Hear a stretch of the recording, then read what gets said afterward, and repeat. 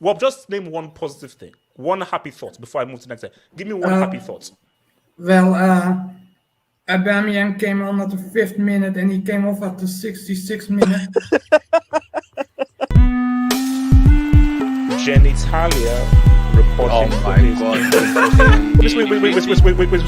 Wait, Osuna, are you high? R9 4th and Cristiano Ronaldo 5th. Can I go next? I think Cristiano Ronaldo is the greatest European of all time.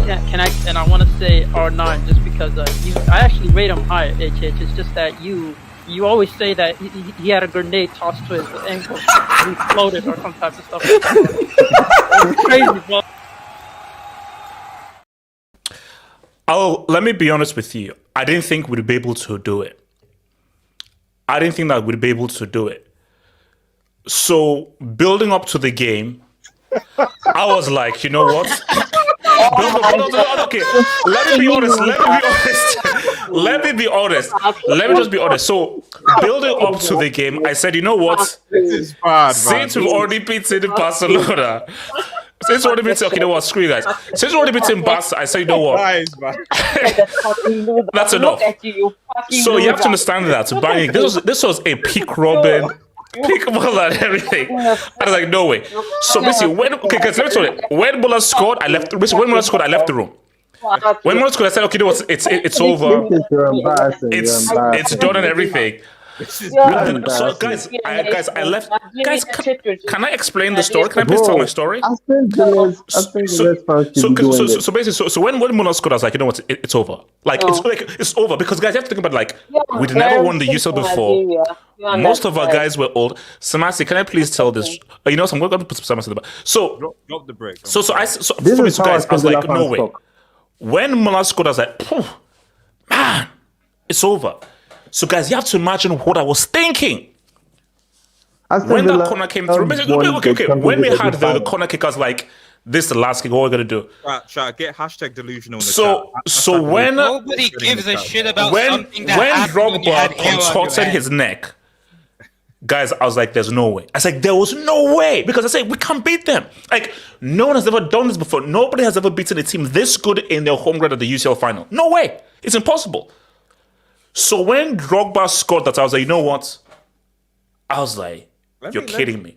Let me just get my receipt. Then, guys, extra time as well. Because extra time was crazy, guys. I was tense in extra time. I was stressed extra time. I was like, damn. And then when the penalty came through, I was like, oh my god, it's over. Then when Czech saved it, I was like, you see, guys, destiny is destiny. Let me explain destiny. See, destiny is a feeling.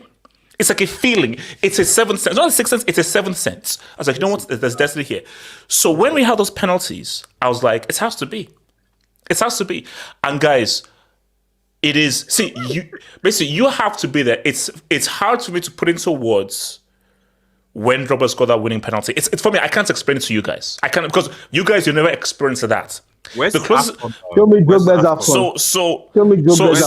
So that's the thing there. So guys, that's how I felt.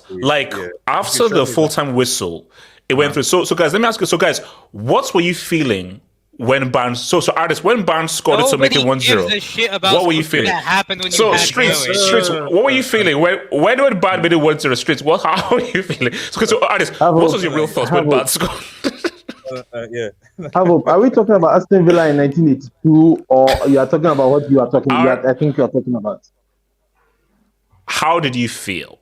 How did you feel? That's what we want to know. How did you feel? Sorry. We are here to talk about current affairs, not history channel. All right. Okay.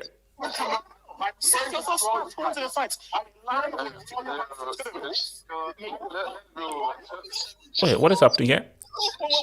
Chelsea's life has been starving. Werewolf. The wolf. I'm a lion. Lions are scared of wolves. The heck? I'm the leader of my pack. Bro, I'm the jungle. Lions say, what's up, man? I told you I'm scary. Wait. Look, Ardias, look. No. I think that I'm adding to what you're saying. You're saying like lions aren't scared of wolves, right? You know, like Drogba's a lion, right? Lions aren't scared of wolves. YSK, how did you feel when Bayern made it 1-0 in 2012? What was your thoughts? No, just go on, HH. Come on, lions aren't scared of wolves. Nobody gives a shit. Like let's start there because Drogba's a lion, right? So. Ooh. Oh, wow. Sorry. Here, that's going crazy. Okay. So, guys, here's the thing. All right. Okay, let's start this whole thing. Okay. I have a question, HH, by the way. Still smaller European heritage than Nottingham Forest. Yeah, Nomad. Can't say boss to your so-called GOAT midfield, bro. Nomad, you can't talk. Can't say boss to your freaking midfield in 2 freaking legs. Oh, wait, hold on. No. Wasn't that the same midfield that won 3 UCLs? One man bossed three dudes. Do you know how embarrassing that is? No man, how embarrassing is it that one man bossed your entire midfield? No man, that's really embarrassing. That's really embarrassing. That's really embarrassing. That's really embarrassing. From a disease. RDS. Hold on. RDS. Is it so? RDS and YSK. Is it fine if I call you guys MC United? Like since.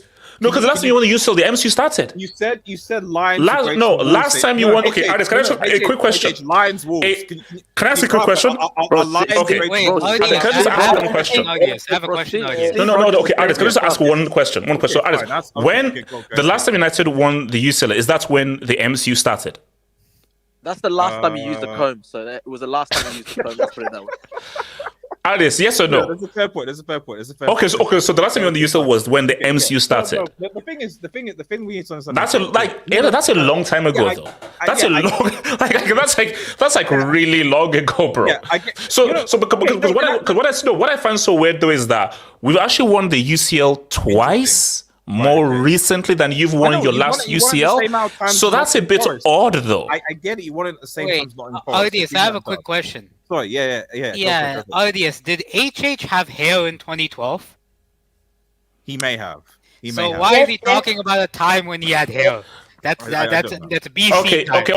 Okay. So guys, welcome to the Sunday Hangout. Blah blah. Like, subscribe, send in some of the biscuits. Apart if you're on half of snow bunnies, you prick. Wait. That was the intro. Send your receipts. And super chats if you can. Well, I thought I walked in mid cookout, but that was the intro. No, that was the intro. We're in pre-drinks, RDS. Okay, so let's start this whole thing. All right, hold on. So. Here's the thing. Let me just first say something real quick. No. You've said enough with your Bayern Chelsea thing. I don't know what that was about, man. You know. Okay. My thing is, guys, you can't cook Chelsea. Let me tell you why you can't cook Chelsea. Wow, okay. The reason why you can't cook Chelsea is because we've already done Doy. So here's how it works. Okay. Here's how it works. No, Canadian, I won't stop talking because I have a lot to say. I've got a lot to say, so no, I won't stop talking. Yo, now that's a mad statement, by the way. So we've already done Doy because based on what we did in 2012, we're the only team to make Messi cry. No other team has made Messi cry. What we did post Lampard, we've already set a legacy. You're the only team so my thing is that our legacy is already set. You're the only team to spend £1 billion and regress in the history of football. That's the only team. Who won the UCL in 2021? Who won the UCL in 2021? I don't know a single team. Who won the UCL in 2021? Who did? There wasn't a UCL in 2021. COVID won the UCL in 2021. There wasn't a UCL in 2021. Yeah, COVID won the UCL. Okay, so no, because guys, my thing is that guys, say your worst. The fact of the matter remains: are United going to win a trophy this season? No. Are Arsenal going to win a trophy this season? No. Are Liverpool going to win this season? Most likely not. So now what? So basically, it doesn't matter how bad we are. No. The guys who keep on insulting us, you're in a bad position, if not worse. So it doesn't really matter. So RDS, here's the thing, RDS. There's nothing matter. RDS, hold up. Let's have a cook. Go on. RDS. So guys, see, Blake, you can say only one because Liverpool. RDS, you can't say anything. Okay. Waske, you can't say anything. Samasi, Schweinsteiger is still crying for missing a penalty in his own home ground. Okay. So you guys can't say anything. No, Samasi, Bayern fans can't say anything. We embarrassed you in your own home. So you're gonna have to stay with that for the rest of your freaking life. So if you're a United fan, Arsenal fan, Bayern fan, you can't say anything. You just can't. I'm sorry. Okay, RDS, what's the worst you could say? Go on, crack a joke. What's what you could say? Nothing. No, Bram. No, hold on. No, you don't let me say anything. Actually, let me defer to YSK here. Actually, so because I actually have almost a dissertation to unload right now in receipts, but like because I think everyone here and everyone in the streets, this is kind of when we want to kind of like season out the cookout this time because we actually were going to give you a bit of grace to get a leniency, but that intro, that intro, you've lost it. Any sympathy that you had from the chat and the panel is gone. Okay, so it's not like that. This never happened. This is embarrassing. No. Why is it? Quick question. This never happened. This is embarrassing. No. Boateng scored that goal. This is more than a decade ago. That German spy Boateng helped you with that goal. So who's going first then? So Aris, go for it. Coca. What do I say? I'm not gonna, so that's okay. Waske, Coca. So Waske, while you're doing it, we're gonna look at this image while you're doing it. Go for it. No. We're gonna spread this out. We're gonna spread this cookout out. I think the documentaries and the dissertations should be last. So that's true. Actually, that's true. Let the rest of the panel go first, and then we'll chip in when we can. So yeah, I'll follow her. But yeah. Okay, go on now, man. You go. Smasi, can I go? But Smasi, yeah, sure you can. But Smasi, before you go, my sincerest apologies to Schweinsteiger for missing that penalty in front of his own fans. I'm sorry. Continue. Damn. After what happened in this game, you showed the picture. Schweinsteiger won the UCL, and he won with his national team the World Cup. Did Drogba won something with his national team? I don't think so. So hold that, HH. Hold that. That's true. Anyway, all I want to say, first of all, without the games Chelsea played under Tuchel, you would have been relegated last year. That's the second season you're 11th. You can move out of the 10th spot, which, by the way, Chelsea are cursed, I think. You're 250 million midfield.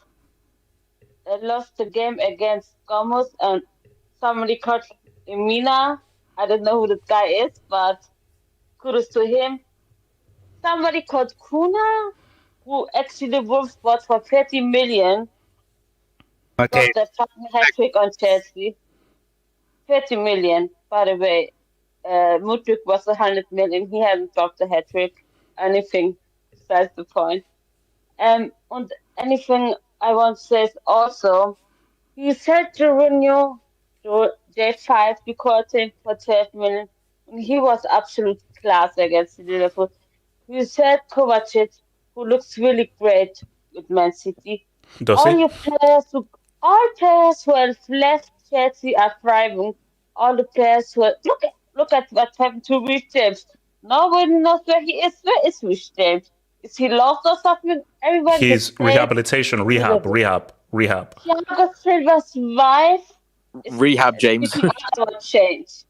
Okay, the wives are calling the Pochettino out. Something is. When Arsenal were in the Benta era, that's you right now. You and Arsenal changed the sports. You are in the Benta era, and I think you're coming out. Well, nobody's coming to Chelsea because nobody can take them seriously. Look at them. They can play a pass together against Wolves. Okay. So hold on. Okay, so what's it called? AK. Here we go. AK, go for it. And then can you hear me? Yeah. I can hear that. They'll come to normal. Yeah, AK, go for it. Continue the cooking. AK. Can you zoom in to my AVI, please? Do you see those two circled people who are circled on this picture?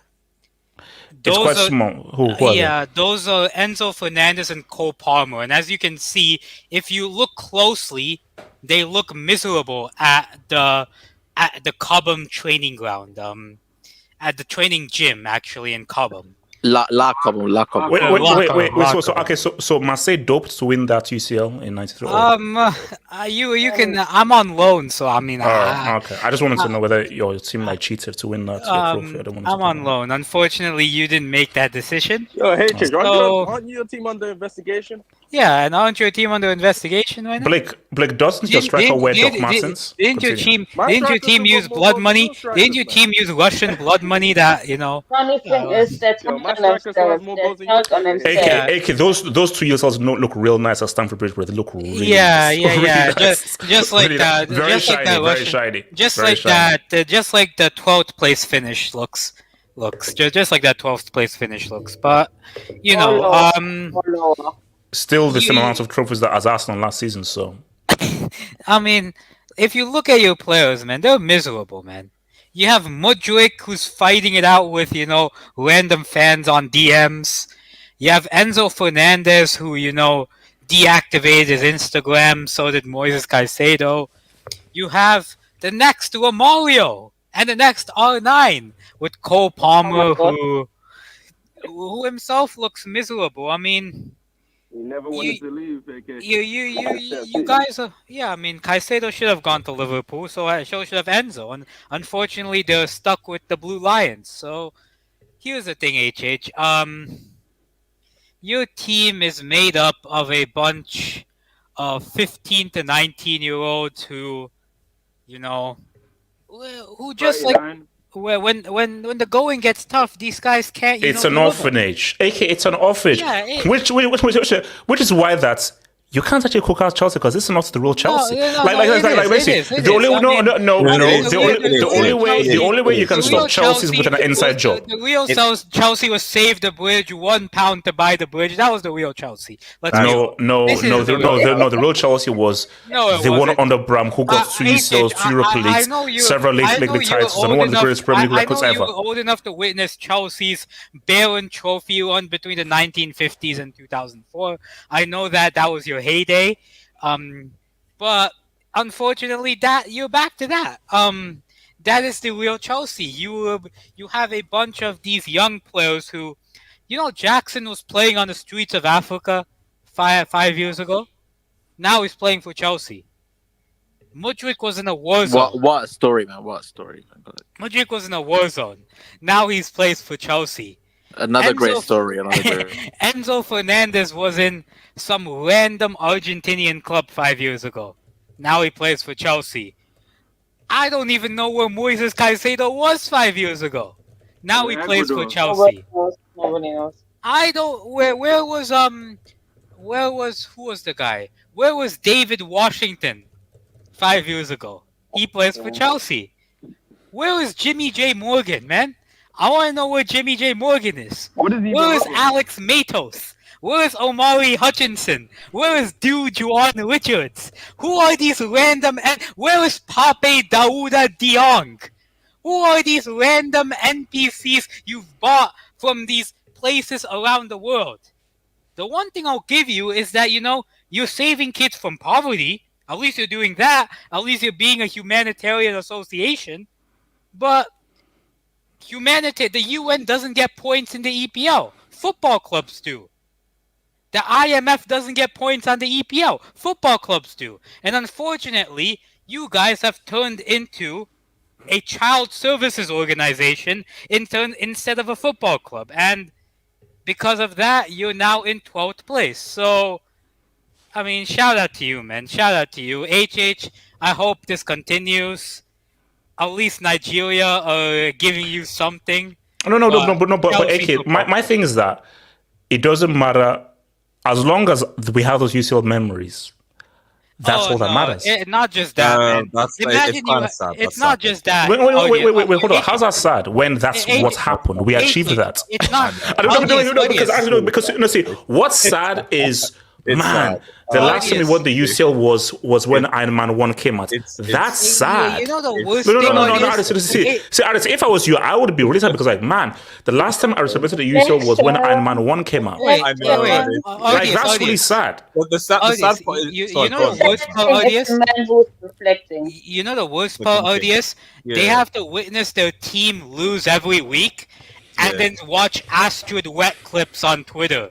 And watch Astrid Wet Or give Reddit. hashtag I listen to motivation Rory to their genuinely. players. So, and watch Rory Jennings make, Also, we've got to outlandish remember, claims. they're trophies. These are blood trophies. You know Yeah, what I mean, At the end of the day? These are blood trophies. So no, but you know the funny thing is when you go when you go on Wikipedia, does it say blood trophies? When you go to Wikipedia, does it say these are blood trophies? Let's be real, HH. You're a glorified refugee camp. That's what you are. You're a glorified refugee camp. I'll give you the benefit that you actually treat your refugees well, but that's something. All right, so what's called next? Nomad. I know, but again, sorry for Kante embarrassing your midfield three in both legs when he won the UCL. My sincere apologies. 2 years ago, by the way. No, it's okay, Samasi. Samasi, I can handle him on my own. Yeah, thanks. I'm going to divide this into two parts, European and domestic. HH in Europe, right? Correct me if I'm wrong. Nottingham Forest won 2 back-to-back UCLs after coming out of relegation, right? No. From the second division. Yeah, I think that is. So, Yes, you're correct. You're correct. Well, yeah, I so say they- no. So they have a bigger European history than Chelsea. It's literal joy. According to you. It's joy of joy, actually. It's triple joy. So, and as far as the CCL, HH, there were no people in the stands. And even people at home were going through such a difficult time that no one was able to even So keep it's up with the UCL. so it says CCL. When you go into Wikipedia, does it say Yeah, CCL in the Wikipedia? When we go onto Wikipedia, does it say COVID UCL? No, it doesn't. It says Champions League. And you know what it also says? It says that Kante was man of the match in both legs against your so-called best team of all time, best bit of all time. That's okay. what it says. I'm Okay, sorry. yeah. No, it's not me. No, man, don't blame me. You should have just done better. Kante clowned your club twice. I'm sorry. It's not my fault. Let me cook. Let me cook. Yeah, okay, I'll give you that. You won it. So I'll give you, 1.5 maybe. And as for the Drogba UCL, HH, okay, it was dirt, Drogba tax. Drogba is a legend. He made you succeed, actually. It wasn't Chelsea.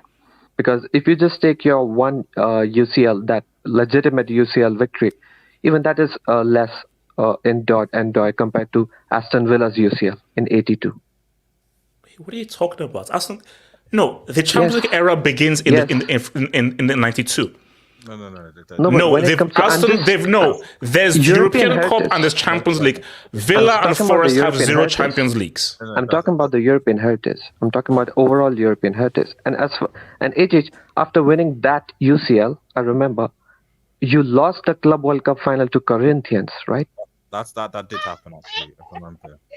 And then man, I think they were the only team to lose. The last 10 years, they're the only team to lose, right? Yeah, and after I was, I still remember it, as it was yesterday. And after I was trolling my Chelsea, fan friends, who were depressed from losing that Club World Cup final, you won the Europa League next season, and all of you Chelsea fans were actually repping it that you're the first club to hold the Champions League and Europa League in the same season. You were so shameless.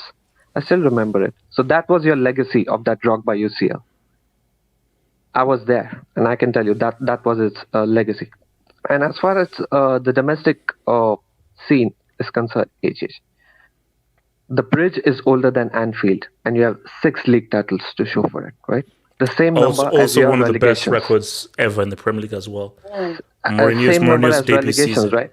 Same relegations. Mourinho's as debut league titles. season, we had it's one of the best. It's the best. We have the best defensive record in Premier League history for a single It season. is the overall record, older than I know, Anfield. best defensive record Older than ever. Anfield. We hold that. I know, we hold that. Best defensive record, we hold that.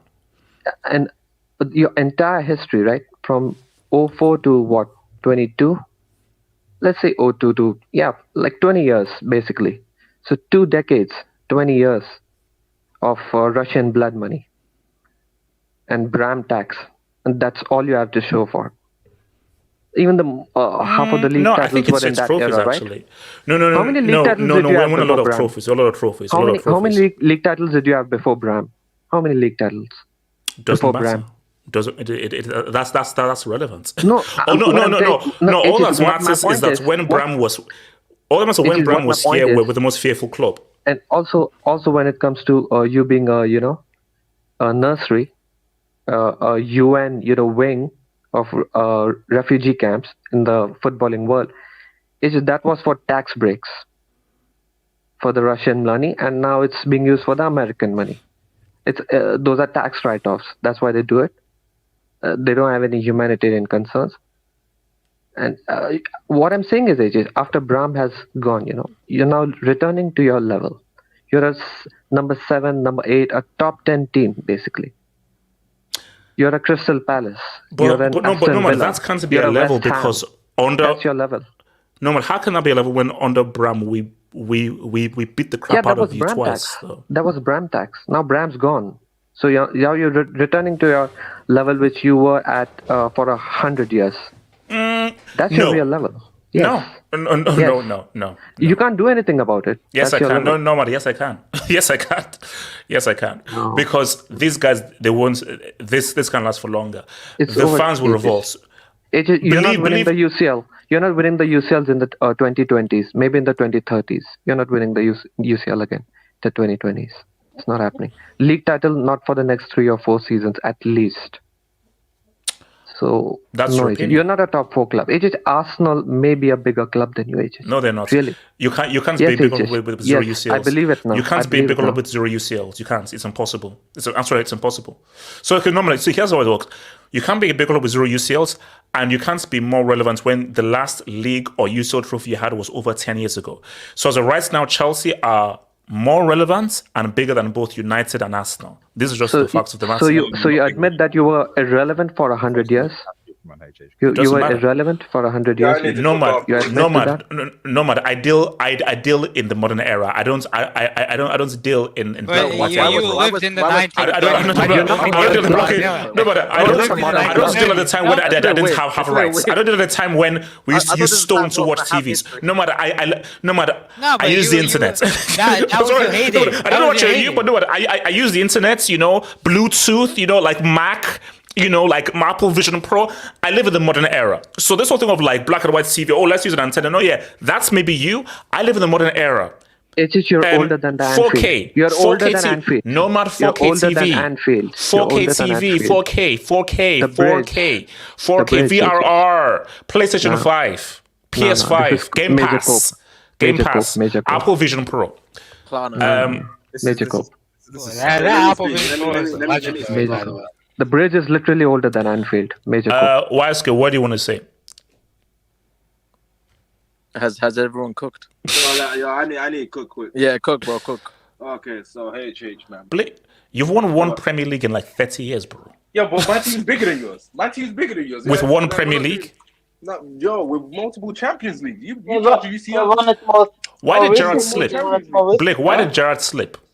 one is more- So Blake, do you blame us for not allowing Gerrard to win an EPL? Do you blame us on Mourinho?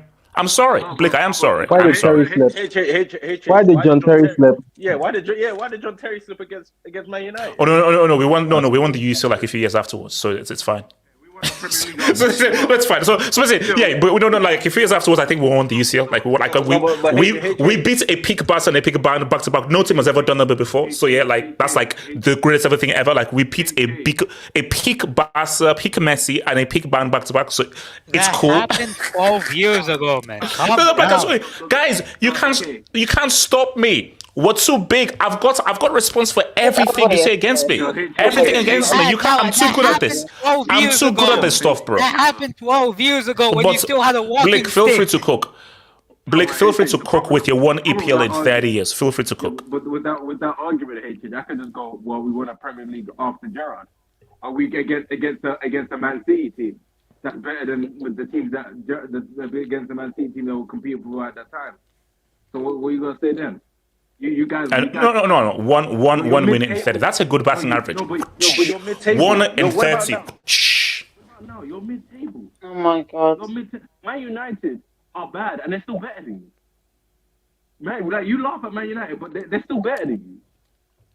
Every time a big team tries to be bad, you guys go hold my beer, hold my beer, hold my beer, hold my beer. You guys are finished. You spent what? $1 billion and you suck. You took our targets and you're still worse than us. You took all the players we wanted and you're still worse than us. How do you do that? How do you take other people's targets and you're still worse than them? Like your team sucks. You guys are finished. I'm Poch out here saying sorry.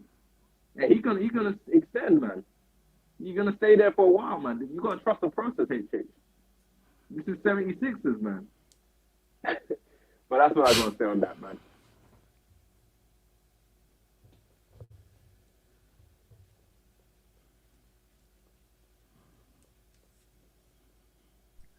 Who's next? Who's next?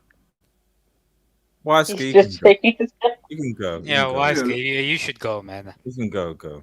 No, the mail is Wait, Wiseky, I got one more thing to say. Before you say they should go ahead, bro. Go ahead. Before you say they should sack Pochettino, has Todd Boehly give you a resume of good managers? Does he fill you with confidence that you need to get someone that you like afterwards? Did you want any of the managers that you got after Tuchel? You had a guy that looked like Kratos, man, as your manager at one point. You guys are finished, man. But yeah, you can cook now, Wiseky. SK, can you give the Chelsea perspective, please? I just want to say, but can you guys hear me first off? Loud and clear, bro. Loud and clear. Yes, we can hear you. I just want to say that whoever recruited these players deserves to be in jail. That's where I want to start. And I say this not to let Poch off the hook, but I feel like one of the things that gets lost in these conversations is that when you look at certain squads, right, it shouldn't really require a good manager for you to not concede 4 goals to Wolves at home. Like, I shouldn't need to be like freaking Pep Guardiola for the players on.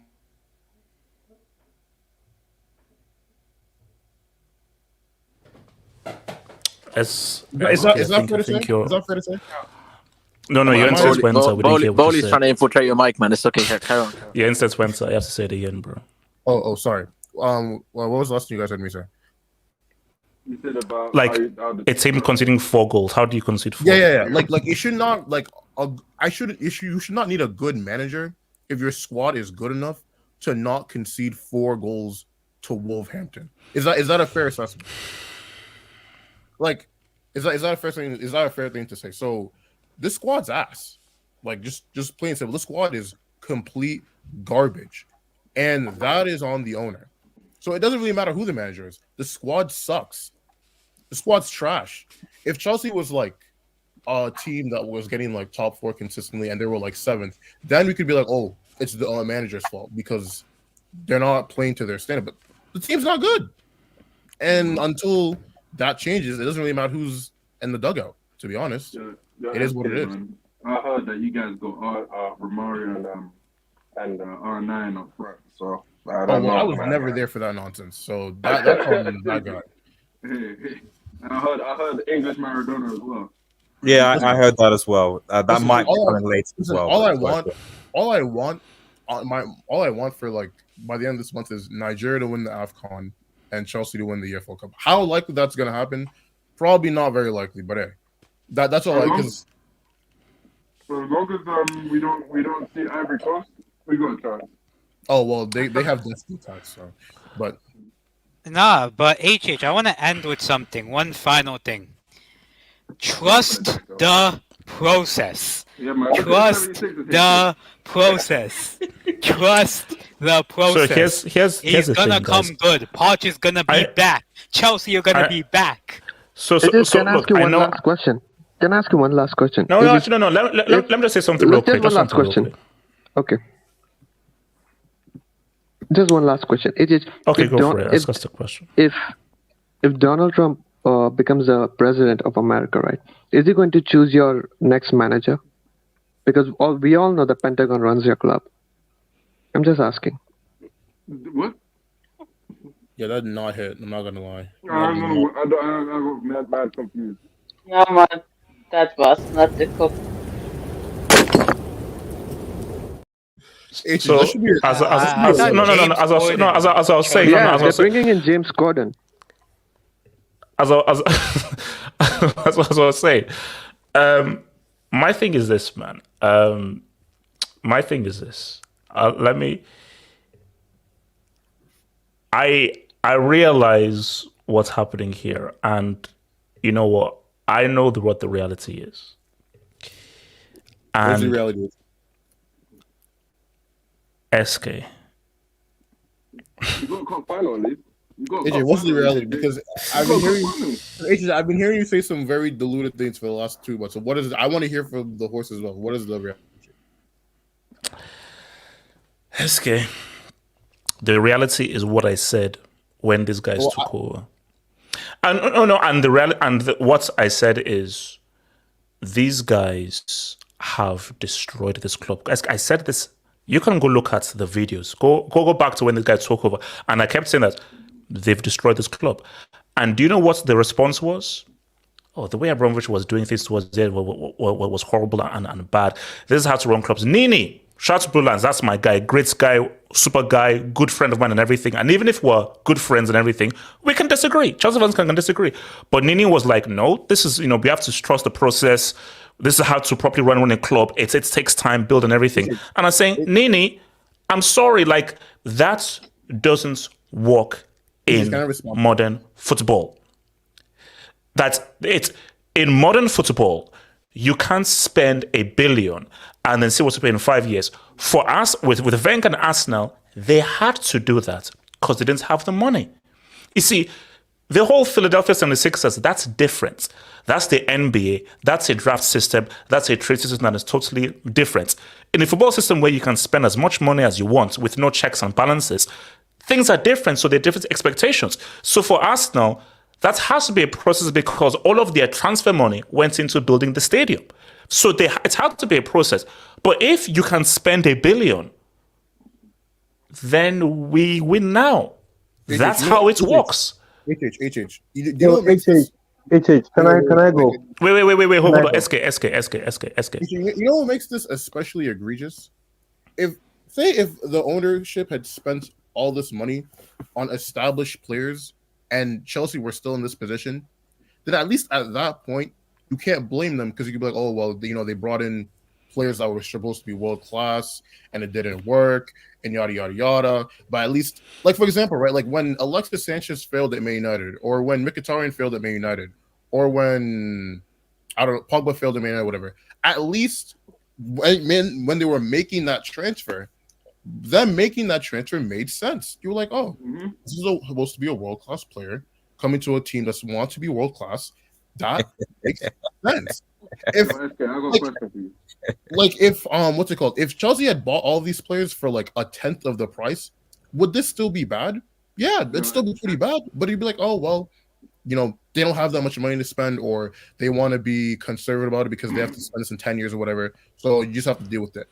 But to your point, you did both, and it blew. You spent $1 billion on literal nonsense. Like that doesn't even make any sense. Like half of the players that they spend money on don't even play for this club. They don't even play for any club because the clubs they loan them out. SK, you heard what happened with Andre Santos. Was he really that good? You can't even get Nottingham Forest. He didn't play a single minute. Bro, no. When Andre Santos was brought in, he was one of the guys amongst the other orphans who were like, oh, this guy could be something, this guy could be something. He did not kick a single ball at all for a senior game. And now he's gone, done. So, but again, when I said, oh, this is like a Ponzi scheme and everything, it's now, yes, I like to joke, I'm doing comedy, but in some comedy, there's truth in some comedy. This is a scheme. In the sense of like, let's young players put who's good at developing players? Pochettino. Get them to be better. Let's flip them for a profit. Because why is it that you are focused on a particular age group of players? Because what makes it so crazy is that you have $1 billion to spend, but you're spending it on pure potentials. Like someone, it's just I wish I can bring it up because someone actually has. There's been like a release of stuff that's been happening behind the scenes, like people trading poorly, people being disillusioned. But one of the things that people were saying, which is like a report behind the scenes, was that, which is what I was saying, potentials. This is just all a bunch of potentials. And months I was saying, you get experience, pick guys, potentials. It's a mix. You're a squad that wants to win. A few potentials, some experience, and guys at their peak. You've built a squad entirely of potentials. What do you expect? I'm sorry, Cole Palmer is super talented. How can you be relying on Cole Palmer to help you win games when this is the first time he's just coming out and he's Cole Palmer ain't Jude Bellingham. He ain't Pedri. He ain't Lamine Yamal. Hold on, stop for by the Wait, don't you dare play that receipt. RDS, don't you dare play that receipt. RDS, don't you dare play that receipt. RDS, don't you dare play that receipt. One of us is gonna do it. I sent you a DM. Can you please pull it up? I sent you a DM. Can you please pull it up? Let me say this real quick, AJ. At this level, when you're going to a big club at a young age, a lot of the time, all of these guys really got potential. Like a lot of the potential is the most common thing in football is whether you can fulfill that potential. So when you're going for these players that are young, that have had one good season, you're judging over a small sample size. Maybe that's a one-off. Maybe that's not really them. Maybe they have bad temperament. You're not taking into account the character of the players that you're actually acquiring. You're just buying people because if this guy can do this, he can be on this level. What if he doesn't? You're not making smart decisions in terms of buying, and because of the fact you guys have built a reputation of spending a lot of money, teams are going to demand for more money. Do you see how long Brighton held out for Caicedo, and they still got the money they wanted, and even more than that, it's because you guys are terrible at negotiating. You guys suck at negotiating.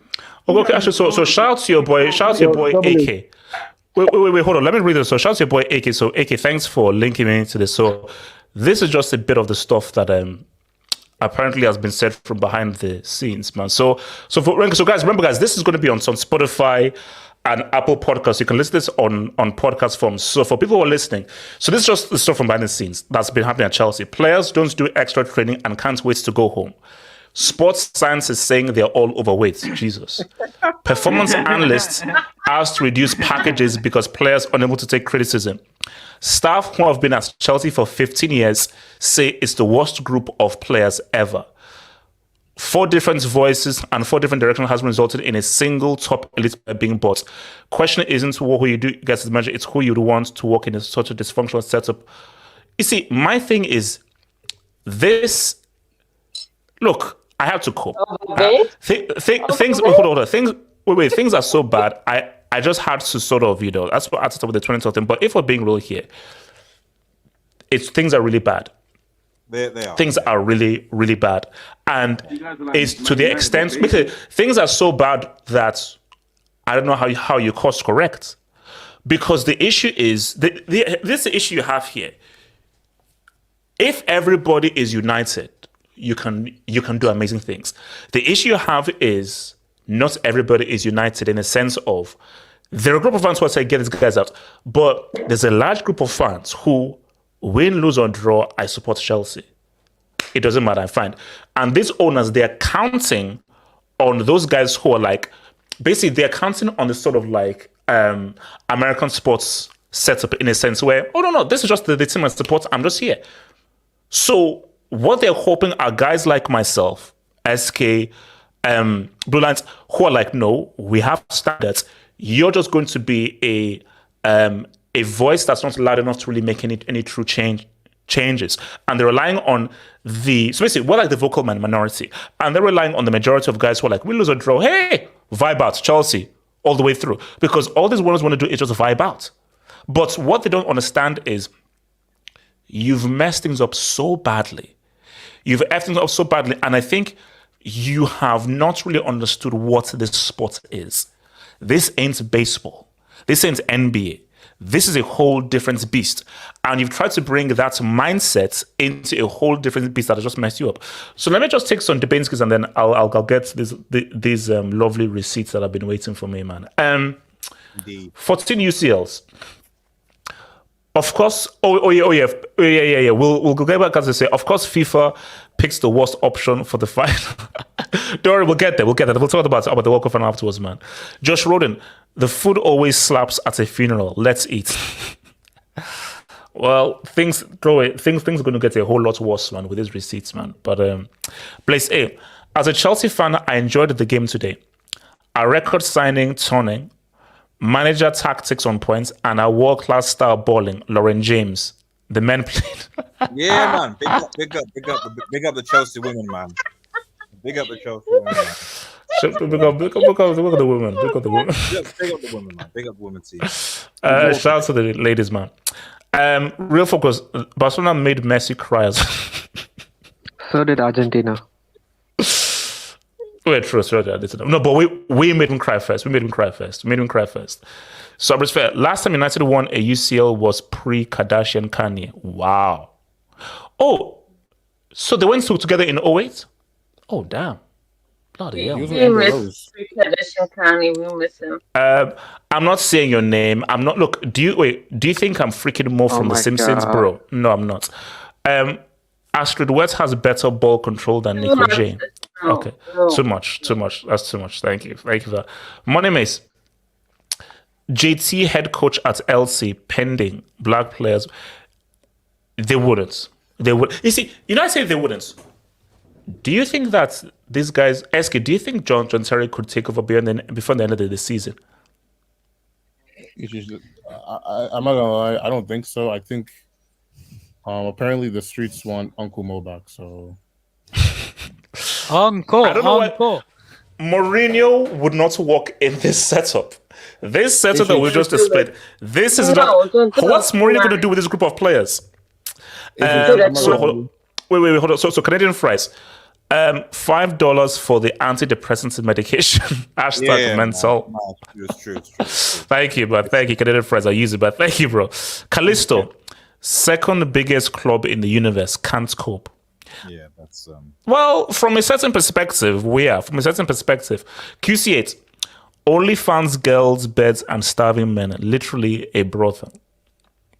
Older than Anfield. I still don't believe those beds, bro. Bro, the first thing when I rocked after this whole have football hub thing, the first thing I start calling this place is a brothel, and here we are in big 2024. people see the vision now. They see what I was onto. Blaze A. By the rivals' logic, if Chelsea is the same as Palace, then they're admitting that they lost their major signings and UCL knockouts to Palace. Wow, Real and LFC. Look, Blaze A, as I said again, they can say all they want and everything. We just have to focus on getting these pricks and these gangsters out of our club. But that's what we need to focus on. But Blaze, those two UCLs, they can never take that away. You can't take away our history. You can't. Sumia Jaiswal, Chelsea will be in the championship next year. Good joke. Don't think so. Don't think FFP. Nor Hamdad, Girona taking on Real Spurs, top 4 race. Why not Chelsea? Honestly, Poch on the pot is the real problem. There is a decent talent, definitely better than mid-table. We're going to talk about Poch. We're going to talk about Poch and how much Poch is to blame because Poch is trash, and I know he was the guy's a loser. But who hired him? The issue is not Poch. The issue is the people who hired. Who the hell would hiring Poch to take over a major club in big 2023? Who? Can you say it? Why is a war refugee challenging a fan? I don't get it either. Personally. Shout out to Mickey Elms, man. Shout out to Mickey. Wait, hold up. Were those texts real? Yeah, they're real. Yeah, man. Yeah, obviously. Didn't he try and challenge? Was it Joey Swole? Was it Joey Swole? Yeah, Joey Swole. Yeah. You're a football player. No, because I thought that was trolling. So Modric really tried to challenge a guy in a 1v1. football thing. Yes, yes. After he dropping did. the N word, there's not really a low you can go. Yeah, exactly. I can explain it to you. Okay, hold on, okay. Sandy emptied him because he was not happy with his performance, which he is right, of course. And then Mudryk answered with saying, "I'm gonna give you 10K if you can beat you one with it one." Like, Look, he's an idiot. Yeah, He's the guys. You know what? My thing is ship this guy back to Kiev, bro. Ship him back to Kiev. Cheyenne, thank you for your membership for 40 months. Thank you, bro. Lampard part 3, the return of the king. God forbid. This is what I'm saying. God forbid. God forbid. Never. Oh God, yes, I mean, Just like Lord of the Rings. He's proper Charles, man. He's proper Charles. The real focus. If God gave you a choice, which one are you choosing? Chelsea win the league from this position or Nigeria win AFCON? Well, saying that Chelsea have won the league more recently and it's been over 10 years since Nigeria won AFCON, it would be Nigeria to win AFCON because it's been a lot longer since Nigeria have won AFCON than Chelsea have won the league. No, but HH, I have a question for you. You have that left stream, HH. No. Well, the left stream is if they lose to FC Copen mechanism, so which is unlikely. It's fair. United ruined players' reputation. Mkhitaryan is almost at the same quality as he was at Dortmund and Inter. Inter sold for 47 mil and then signed Sommer for 6 mil. Bro, I told you, it's United destroy dudes. We're not talking about United because Shevchenko. He paid his money. He paid his. Yes, he paid his money, and we should respond to what he said, bro. So, Abrisfair, thank you for paying your hard-earned cash. And yes, United are pricks, they're losers, and they stink. And United destroy top-tier players, unlike other clubs. So, Abrisfair, you were 100% right. Thank you for your donation. Could you name the other clubs? Shevchenko. A member for 2 months, $1 billion to return to the good old days. Priceless. That's fair, actually. It's just. You guys are loving this, aren't you? Bro, it can't be the good They were old days. always going to return. They were always going to Josh, return. these players and Todd should get lashes for this. Well, no, only Todd. Really, only Todd. Josh, only Todd. No, Todd is the main issue. Him and those cleric bombs. Those are the issue. Money mates. Chelsea club doc said Enzo in his words is podgy. Wait, Money Mace, is that Mudryk's DMs as your AV? Money Mace. Money Mace, that can't be his DMs. Okay. Why do your worst? Why do your worst? Wait, before Wesker goes, I just have one more question. Bro, this can be like Ronaldo and Romario. We'll be back with you after this short ad break.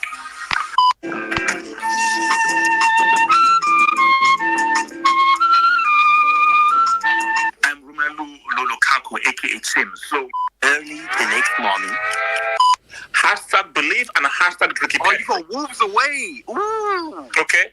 Wolves away. Forget those guys. What? Forget what? Wait. Wolves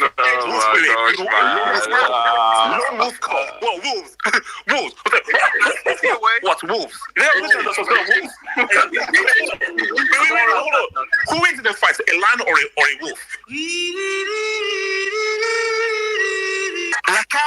If we lost 4-2 wolves, who cares? It's a bunch of wolves. Wolves are scary. What's it called? The werewolf of London. You know, here comes the werewolf.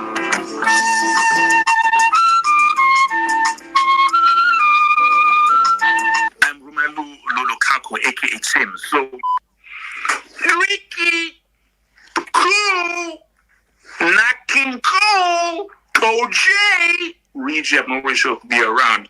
That's right. Zoe, guys, baby, shield. But yeah, shield the sterl, pound sterling.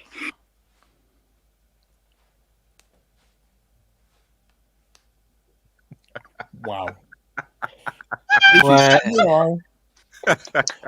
Sometimes I wish you were a fan of a different club. I'm not gonna lie to you. Dreaky, J. I applaud you. Kais, baby. Great shield, but you shield. That's my favorite one. The shield is the favorite one. That's my favorite one. Pound sterling. You're out of your mind, bro. You're out of your mind. I'm not even going to put him on the short list, bro. You're out of your mind. I'm not even putting him on the short list. I think I figured it out. His edits are great. Okay, no. I'm getting all the receipts out. RDS, do your worst. Yeah, okay, sure. Okay. Now, given Wise K more statements, I actually we need to add a new track, a new track to the album,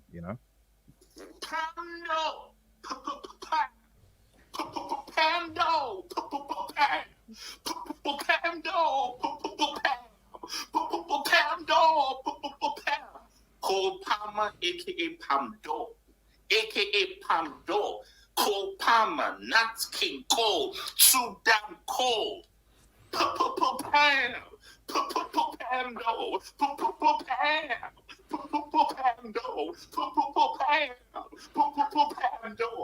have the best young talents in the league. We have one of the best young talents in the world. I'm going to argue that we have the best young talents in the world. I've not seen that move he did on the keeper, that low thing, keeper was rolling. I've not seen that move since Figo. So this guy, wait, what was my name? Where was that jet? I've not seen that since there we go. Since this dude. That move he did was this dude. He was invoking this dude. Look. Luton Sound, you did what you did. I'm gonna pause it right here.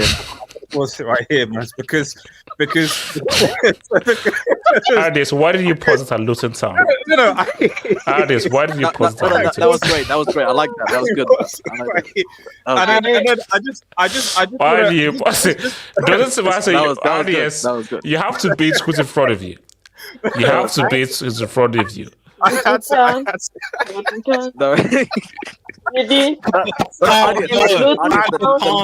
Luton bit was key. That was the key bit. The key bit.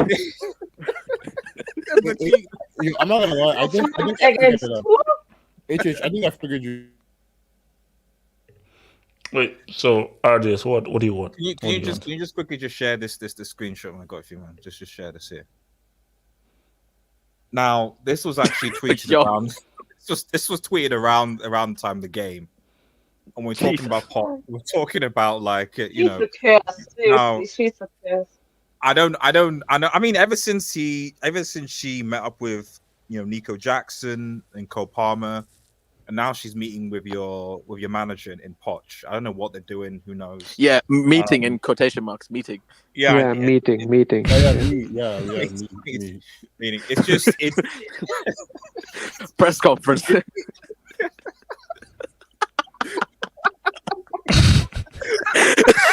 Is this where we've now reached now? This club. This is where we've now reached. It's just tag Los Blancos comment, please, bro. It's 10 years is. I think 10 years is correct, man. It's not going good, guys. It's not going good, you guys. In fairness, HH. In fairness, as you've said so many times, Chelsea Football Club are one of the biggest clubs in world football. Correct? Heritage, championship. They are one of the most successful clubs in sport history, and that's why it is amazing how such a successful club can spend £1 billion and be 11th. It just doesn't make sense, Like, I don't know if you showed the. Can you share the screen, share the table? Can you bring the Premier League table up, HH? Can you do that for I think panel, and everyone needs the visual representation as to what we're actually dealing with. Can we not do that? No, it's okay. It's okay. Can we just talk about it? We need facts. We need facts to exactly. So just zoom out, please. Can you score? Wait. Can you score down? Can you score down? The zoom button has clearly been manipulated. Even zoom in or scroll down. This zoom is like this zoom is like this man. AJ, that's zoomed in. That's zoomed in. Can you? Artists, you know what? I just, artists, I'm going to remember this, and the tables are going to turn because you're having way too much fun and everything. Please don't say that, bro. I don't. Well, I mean, the tables might turn for us, but you're still scrolling on the table, so we're turning, you're scrolling. You know what's bad? My alter ego Magpies was like, damn, we conceded 4 goals to Luton. It was shit. It can't get any worse. And then it was like, actually, no, like Chelsea got dunked on 4 by Wolves. Like it's no big deal. Great.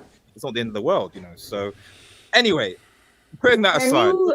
Wait. HH, is this like what is it? Like 60%? This is I think it must be at least. This is 100%. Oh, okay, right, right. Okay, yeah. It's at least and this is 90%. No, it's at least 150. It's at least 150. Yeah. It's 150, but possibly maybe 200. So, but it is page 2FC, guys. Anyway, why would say that? I'm sorry. Yeah, MLT. That's a warning. That's a warning. MLT. That's a warning. Why I'd say HH? Did you accept cookies? He probably has, hasn't he? HH, when do you think Chelsea are going to get back to winning ways? In fact, no. The better question is, when do you think that Chelsea will get back to the top half of the table? Hopefully soon. No, but I asked you when. Because you lost the do you know how odd it is? I think you're finding this far too amusing. Which just shows that there's a very sick, twisted. It's very amusing because as bad as United and Arsenal have been over the years, like Arsenal have never finished in the bottom half of the table. They've never finished around about 10th. It's just only small clubs, mid-table clubs. Clubs that basically rely on Russian oligarchs with blood money would even consider finishing around 10th or below 10th. So the fact of the matter is that the fact that your fans are content, because my manager this season in the media, in the press, has been getting so much criticism, so much hate, so much steel, and yet your manager, your fans, everyone's like, you know what, 10th place, 11th place, that's fine. It's a process. It's okay. RDS. They say, imagine what Cole Palmer and Caicedo could do at Madrid. That's what they say. I've never heard anyone say that. I've heard that plenty of times on Twitter, man. Plenty of times. Habib was saying Caicedo, Enzo, and Lavia are better than Tchouaméni, Camavinga, Valverde. He said that. He said that. I would believe him. No, man. I'll be wrong. Bro, look, this guy for Ronaldo. This guy for Ronaldo and Romario. Exactly. That is Ronaldo and Romario. Like I You also said that. I don't get the hate because Ronaldo and Romario bored and weren't struggling to beat like a pack. Oh, you forget English Maradona. HH, I have a question for you. Yeah, he said that. Yeah, he said that. I need to ask you something. Wait, what's the question? What's the question? Did you sacrifice Chelsea's future for that second UCL, HH? Like, be honest with me right now. Did you? No, he did it for Ronaldo. Cristiano as well. Did you like? Were you like? No. This was. This is the backlash to the Cristiano thing, man. If Nigeria won the AFCON, then I know what it took for them to do it from you. Okay. Actually, I want to now ask us. Let's talk on Poch. Now, I may have asked this before, and I want to put out a poll here. One quick question before we go on HH. Do you think that because just going back to the tweet about how the behind the scenes, the players and stuff like that are not particularly happy, the current team behind the scenes are unhappy with the current players. Do you think that's because Hazard left his diet for the players to eat? Do you think that might have had something to do with it? So, guys, the question here is when do you think Poch will get sacked? So, hold on. So, let me come to Blick. So, Blick, when do you think Poch will get sacked? Do you think Poch sees out the entirety of the season? Of course. Who else are you gonna get? Bring Lampard back. You're gonna get Kratos back? Lampard? And plus, HH, they could spin it. Poch made it to a cup final. That's a narrative they can use. Also, in his first if season, made it to cup final. If he wins the cup final, they get European football. Exactly, you win the Maccabi Cup, you get Europa Conference League football, and that's so he got you back in Europe. First season, and he got you back in Europe, baby. It's almost like that's now the sick situation now where I want to win that Karabuki? Yeah, don't you want to win Europa Conference? You need to wait. Because my thing is if we win the Karabuki, is that enough for him to stay? Because I'm telling you right now, win, lose or draw. If we win, I'm going to celebrate that trophy win. That means nothing about Poch. Because Poch, you should have been gone ages ago. So Poch, my view upon you does not change regardless of the whole thing. That's just me. I got a question. So you said you're going to celebrate it. Yes. Other Chelsea fans are going to celebrate it. What do you think? What do you think Todd B is going to see? You guys are happy now. No, but you know, Blake. Here's the thing though. Well done, Brick. That's true. You can celebrate the Chelsea dub, but still say get this bomb beaten out of the freaking You're gonna say Chelsea are back. Hold on, Blake. I'll give it two flex. Chelsea finally got revenge against one EPL in 30 years, but at the same time, get this bomb out of our freaking club. So you can do both things at once. Wait. I can walk and chew gum at the same time. Yeah, you're saying your fans that are not that smart, bro. you're saying that Have Hope Football Hut, the home of GOAT football analysis, may cover the Europa Conference League? Is that not football? Yes, it's. I thought we only covered the top. I thought we only covered the UCL. I didn't know you'd cover the Europa Things Conference. change. So since I've just asked this poll, so I put in a poll of like when will Poch get sacked? So long term, baby. So what's it called? 46% are very sick in the head, long term, Lord in heaven, and 23% say that before the season ends, which I pray for. No. So hey, Chich, I got a question for you. Okay, Blake, go for it. So I got a question for you and the rest of the panel.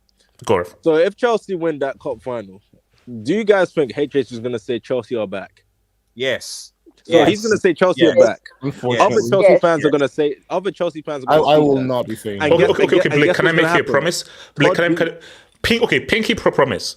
If we win, I'll be shameless, but I won't say we are back. I'll just say I'll sing. Okay, I'll sing and I might rap. I'll sing. I'll bring out the guitar. But hey, Chage, I can already see you holding the drug. No. But here's the thing: I can sing, but not say that we are back. But I'll sing. Oh yeah, you can't hold the drug either, bro. You can't hold the drug. I think your singing juju is stronger than your reverse thing. Your SK, bro, you can't hold the Drogba jersey. Also, yeah, get the you're gonna grab that jersey. After looting, this guy said the banter area is over. I mean, why is K? I never said that. Why is K? No, I'll bring the receipt down, bro. I swear to God, he's gonna go. We speak fluent trophy. Yeah, man. Bro, he said the banter area is over, man. He's gonna say they're the first club to win every European. But guys, let's be real. Are you saying that you're not entertained whenever I'm happy and I start diving the nicknames? I say that's just entertaining. I'll give you an example. No, because guys, I'll give you an example. You all enjoy it, so you should want Chelsea to win. So you guys can be entertained. I'll give you a really good example. What? You're not arrogant about Nigeria. That's why in the Nigeria-Angola game, people actually supported Nigeria for you. Yeah. You're arrogant as hell about Chelsea. That's why people like you. People want to watch you when Chelsea lose. No, it's that simple. You know who you are? You ever watch Tom? We do find it entertaining. And you're seeing Tom like set up the traps for Jerry, and you know it's gonna blow up in his face, and it's not gonna work, and you're waiting for that to happen. That's what people are thinking when they watch you celebrate Chelsea wins. No, SK. No, wait, hold on, SK. My thing here is SK. My thing is that SK. So I think that based on the amount of, because SKC with this is different. Nigeria, we've not touched a trophy in over 10 years. SK, that's Premier League win and that UCL win was recent. So SK, let's be real. Bram has spoiled us. Wait, how many years? No, because SK, my thing is that Bram. I'll be with you. I am spoiled. Me and SK should be spoilt because based on what Bram has did, we should act as arrogant, spoilt kids. We are arrogant and spoilt. 10 years ago. 10 years ago was the Premier League, KJ. That was almost 10 years ago. I'm not gonna lie to you. Just because Todd B is the worst person in football history that I've ever seen in my life, I was never that high on Bram, but this is actually just pure torture and hell. So like Tabby. Okay, wait, hold on. Let me hear this Dubinsky's man. Shout out to your boy Blaze A. Thank you, the Dubinsky. You know when a lawyer brings new evidence that the defense isn't aware of? That's me after listening to that. I can't defend you. It's jail settings for you. You see, even Blaze A. Hey, I'm using my uni degree to use my. Even Blaze like that, sorry, bro. You're right. There's no attorney out there that can defend you. I'm sorry. Wait, sorry, not even Johnny Cochran. I said Johnny Cochran can't say what's up. Hell no. You better call Saul, bro. You better call Saul. Yeah. Saul, what's up, man? No. So guys, let me say that. So when Chelsea do well, I should not be excited. No. I can't be excited. You can celebrate. No, Wise K, shut up. I know you and think you want me to celebrate. I'm not talking to Wise K and RDS. For other people out there, if you're not, unless for Wise K and RDS, shut up. You can't answer. Okay, let me. I say that's okay. No, okay, Blake. I can't be happy. No, you can be happy. But hey, Change, when you're shameless, people are gonna come at you when you're shameless. Okay. You see, what you call shameless, I call that's just me being excited and me being happy. You go out of your way to call everybody else bombs. You call everybody else bombs. The right word is insufferable. You can't be happy, man. I'm just gonna say you talk shit about other clubs. Insufferable. You get overhyped. You overpraise them. When you compare them to legends of the game, you get overexcited. That's too much. It's too much. When Chelsea win, I want you to be Kawhi Leonard, bro. That's what I want you to do, bro. A robot. Splash, that's crazy. Splash, that's crazy. Bro. I'm just saying, man. You're a Chelsea fan and you're trying to talk down to like Real Madrid. Like, come on.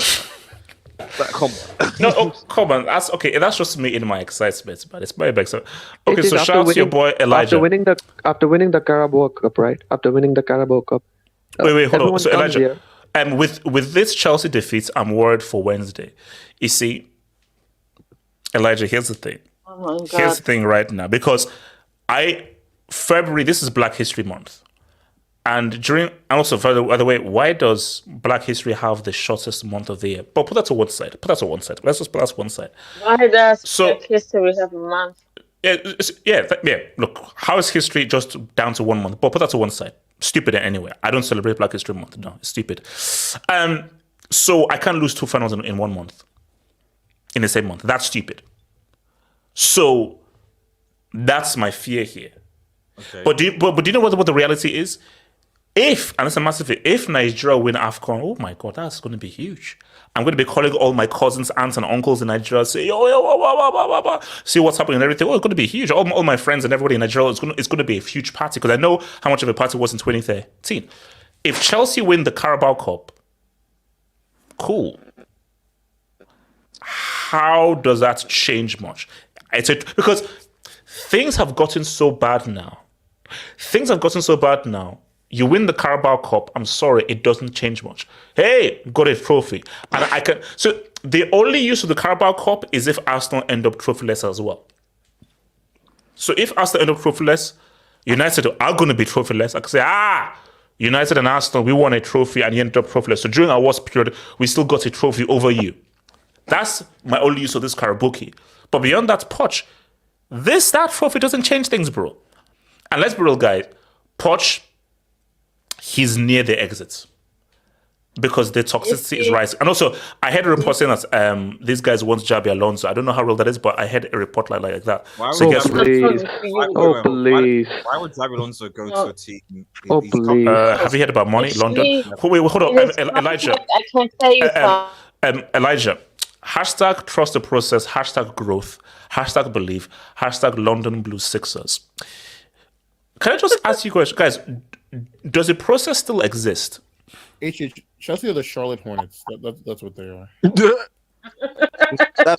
That's disrespectful. They may even be the Charlotte Bobcats if you guys remember. Who they were. Lord, that's even worse. No, it saddens me to say this, but you know the Charlotte Bobcats hold like the record for the worst season of all time in the NBA. That's. To be fair, Chelsea do have pound for pound the worst season. Of all I know. But like, let's be real. Based on everything, Chelsea might be one of just the worst. Based on money spent and outputs, this is like the worst club ever. If you use that metric of like money spent and results after money spent. Worst sporting franchise. Let's go beyond football. They may be worse than the Cleveland Browns at this point. I'm not gonna. At least the Cleveland Browns just spent $1 billion. They're worse than the Knicks. They're worse than the Knicks. Guys, look, does anyone have any final thoughts on this? Trust the process. What process had Chelsea done? What process? There's no process. Adrian, can you zoom into my API quickly? Oh yeah. Well, shout out to my man. He was always right, yet he was treated like trash by the Chelsea fan base. But he was right. He's the only professional guy who has any sense. We will never forget him. Yo, hey, Church, I got a question for you. Yes, sir. What manager do you want if you sack Poch? The question is, will Poch be sacked? Honestly, no. That's a good question. My thing is, Return of the King. The problem is you already know your ownership wants a certain type of manager because remember they went for Brendan Rodgers is available. No, Blake. Okay, here's the thing. I would take Mourinho back, but you have to understand that he wants to go to Man United. No. But Blake, you have to understand that the manager I want. That's not the right question to ask because for the manager I want has to also coincide with changing the entire structure of the team. Because the manager I want is a manager who is going to win now and aims to win now. The way this club is structured, it's not structured to win now because you can't win now with Raheem Sterling and a bunch of potentials and a 70-year-old centre back from Brazil whose wife is now demanding changes right now. Shout out to Bel Silva. So my thing is for the manager that I want, it's got to be a manager who can come into a team that have the ingredients to say what's supposed to win. But the issue is the owners. That's why they say, okay, Poch gets sacked. They're just going to hire a guy similar to Poch. I say this again. They never wanted to sack Potter. The toxicity and the fans forced their hand. If it wasn't down to the fans, of course they'd have kept Potter. They never wanted to sack him. Would you take Harry Redknapp? I know he was a Spurs. We take Harry Redknapp now. He's actually. No, hey, you might as well take Big Sam. No. Harry Redknapp plays better football than Big Sam. I hate you agree with. No. The issue is that the game has changed. Big Sam is a good merchant. He's like he's been out of the game for too long. That's the issue, though. Big Sam's got a great track record of keeping teams out of the relegation. So. My manager is not going to be called Big. The last time my manager had Big as a thingy was Scolari, and he lasted a few months. What? That sounded sus. Big Phil Scolari. No, you said the way you said it. It did not sound like that. It's wild. Where's what's his name? Italian guy, Smoker. Where is he? Is he? Where's he managing now? You talk about Maurizio. Sorry. Where's he? Josh, relax. Josh, relax. You can get the sporting manager. I told you, all you see is free, man. And oh HH is so black. You guys see that you guys are just being wild, right? Nah, that's proper Chelsea. That's proper Chelsea right there. Wait, if interesting though, like the last Chelsea did before Chris, was when the ownership first came in, right? And Tuchel was still there. They didn't commit to just this whole like, oh, we're only gonna buy a young player thing. Because I know they bought like Fofana, but they also brought in Sterling and they brought in Aubameyang because they knew Tuchel wanted to work with him. Yeah, so would you have taken Ronaldo? Cristiano Ronaldo as a manager? No, as a player. Because you guys can't score. He's scoring some of those chances. You know the answer, but you don't want to say it. So he's scoring some of those basically, yeah. Okay, I've given the answer. You know what my answer is, but I don't want to say it. But you know what my answer is. Yo, that's how bad it is. That's how bad it is. Okay, wait, let me, real quick. So shout out to your boy, Josh. Todd should be tossed off the top of Stamford. Okay, see, Josh, okay, let's not advocate for violence right now. My thing is that I don't want anything physical to happen to Todd B. As for Todd, actually, hang on. Todd B. You know what? Let me say nothing. Let me say nothing about Todd. I'll say nothing. I'll say nothing. Let me say nothing. Exactly. Wait. So real quick. So now, Blake, I'm going to bring up an image, and I don't want you to take this image personally. Okay. So Blake, this is a very friendly image, and I don't want you to take this image. And it's okay. So it's a very simple thing. So. Damn. Shout out to Callisto. Callisto had the call and he responded. Callisto had the call and he responded, man.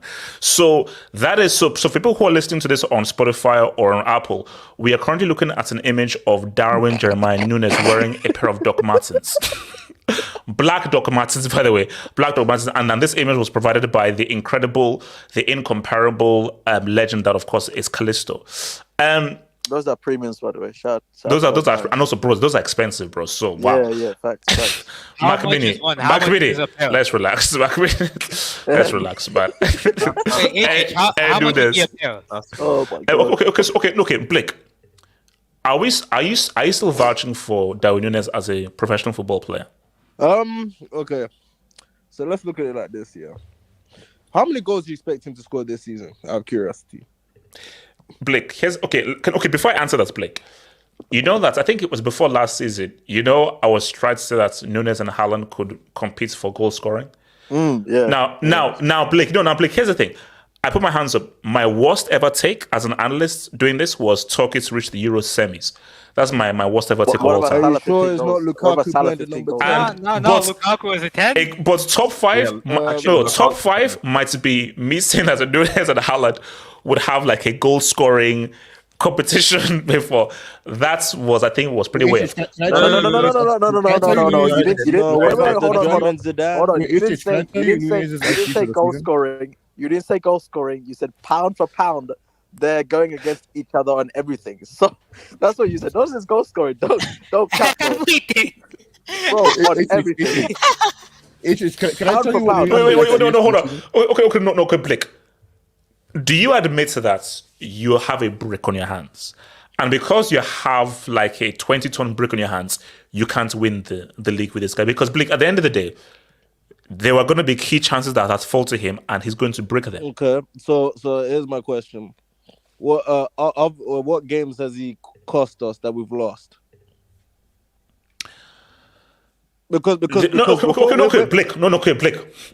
Now, a draw and a win. Let's use this game right now. That chance where he kicked the ball to Tokyo, he puts that across goal. No, but I got another question. What about Gakpo's chance in the first half, which was clearer, where he was literally 1-on-1? We could use that chance. That was but Blake, Nunez has more game time, and Nunez has missed a lot more key chances than Gakpo has. But Blake, I'm being shout out to Half from the future. So I'm half from the future. Blake, I'm telling you right now, there are going to be games that are going to come through where you are going to lose those games because Nunez misses key chances and key opportunities. Because my key thing is that Salah, we know what Salah's going to do. But Mane chipped in. Firmino chipped in. Oh, Blake, let's even talk about Gakpo. Gakpo is useless. That guy is freaking garbage. That has been a failure of a signing. But the thing with Nunez is this was supposed to be the main prime goal scorer guy. That this is now my striker. Like, this was supposed to be Klopp's Haaland, but not to the same extent. Almost like Chelsea's Lukaku signing for 100 mil back in the day. Sort of like that, I guess. And Enzonzi, yeah. And Kai Spice, and Mudryk, yeah. And We'll get and any the electric disaster as well. We've actually spent 100 million on quite a lot of players recently, and it's not worked out. It's actually quite sad, actually. But anyway, sorry, go on, AJ. You were saying. Oh, sorry. So no, Blake, because my thing here is that you just have to that this guy. Like, I feel ashamed that I was comparing him to Haaland. Haaland is a brick in terms of Tesh, Lala, Sasa, and Tata. But if you remove Lala and Tata away from it, Haaland is a goal scoring phenom. So how anyone compared Haaland and Thingy together is shocking. Wait, can you throw the brick for that? Can you throw the brick for that? Whoa. Wait, who's that? Yeah, who's okay, so transmitting back. No, look, so I'm just saying that you can't vouch for dude. Okay, better question, Blake. Do you think that Nunez will come good eventually? That in 3 years' time he'll be like Batistuta? I don't know about Batistuta, but like I've seen players like do you remember what Diego Milito used to look like before Inter, and how bad he was? Or Inzaghi? Blake, you're saying that Nunez is going to lead Liverpool to a treble? No. You don't get. I'm saying how bad he looked before then. If you looked at how he was as a player, or if you really want me to go a step further, you could use Diego Forlan at Man United. What was Diego Forlan at Man United? When he had a first touch, so. Yeah. But how many goals did he score? Look at Diego Forlan's numbers at Man United. How many goals did he score? You can't compare it to Diego Forlan, though. Yeah. No. I'm sorry, Blake. Blake, you're losing me here. What he did today is unforgivable. How come you shoot from that angle? I'm sorry. No, because Blake, I'm saying that Blake, there's a particular level of stupidity for Nunez that I've not really seen in many strikers. Because it's one thing to be bad, it's one thing to be stupid. And again, I want to be respectful here, so I don't want to offend Nunez, but it just feels as if like the guy doesn't have much of a brain functioning well. And the thing is that you just have to be real with it. And I think that people just have to accept that. I think Klopp made a mistake with Gakpo and Nunez. It was a mistake. I think these were just two mistake signings. No, but let me ask you this question. So we're saying the reason why Liverpool didn't win today was down to Nunez. I'm saying that Nunez could have helped Liverpool get a point. I think we would have still lost the game anyway because there's no guarantee the ball would have made it to Jota. No. Blake, I'm saying beyond that. I'm saying that if Nunez was a better player, I think Liverpool get a point. Yeah, but let's say he took 10% of his big chances. If he was better player, he wouldn't be at Liverpool. If he took 10% of his big chances, he would have 20 plus goals. And that's a fact. He's missed 20 big chances, yeah. If he took at least half of those big chances, he's on 17 goals this season. But you've not answered my question. So, do you still believe that he'll come good eventually? That he will become an elite top tier striker. That you have faith in him. I don't know. I'm not gonna lie to you. I generally don't know. I generally do not know. Maybe Liverpool ain't the right club. Maybe it's an Atletico Madrid or someone like or a team like that could be the right club. At Liverpool, I generally do not know. If he had more time on the clock, then maybe because he actually has honestly improved from last season. Aldis, what's your assessment on Nunez? Can I go next after Ardis? Yeah. After Ardis, I'll come to you, Elijah. Ardis. I'm getting tired. I'm getting tired of social media. No, it's okay, Elijah. It's okay, my man. Speaking of which, I don't know. Is Jamal here by any chance? No. No, okay, fine. Jamal's working. Let him move. No. I'll let Jamal work. Yeah, that's fine, man. Big up, Jamal, man. Jesus. That's shut up. HH. Some people say, what the hell? Elijah, I'm not going to ask what costume you're putting me in. I'm not going to ask what uniform that is. Elijah, I don't want to know. So we're not going to say no one knows what that uniform is. Ardis, on Nunez. Accept on Nunez. Bro, was that taken in Buenos Aires? YSK. Thank you. Ardis. Some people say that person's leading Chelsea right now. Anyway, so as far as Nunez is concerned, there's the question: is he a flop? Is he bad? What's the actual? So basically, I put up a poll. Do you think that he'll come good eventually? Give him time. No idea. Oh no, this guy's he's a brick. Like you've seen enough to know that this guy, this was a brick signing. Well, it's difficult now because Klopp is leaving at the end of the season. So who's going to be the next manager? That changes things.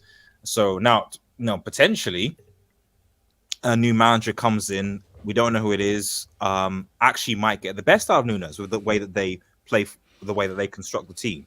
So it's possible. So I would say that it's really up in the air depending on what manager comes in to replace Klopp at the end of the season. So I'd say it's still undecided. Obviously, the player still has a lot. I think he still has a lot of potential.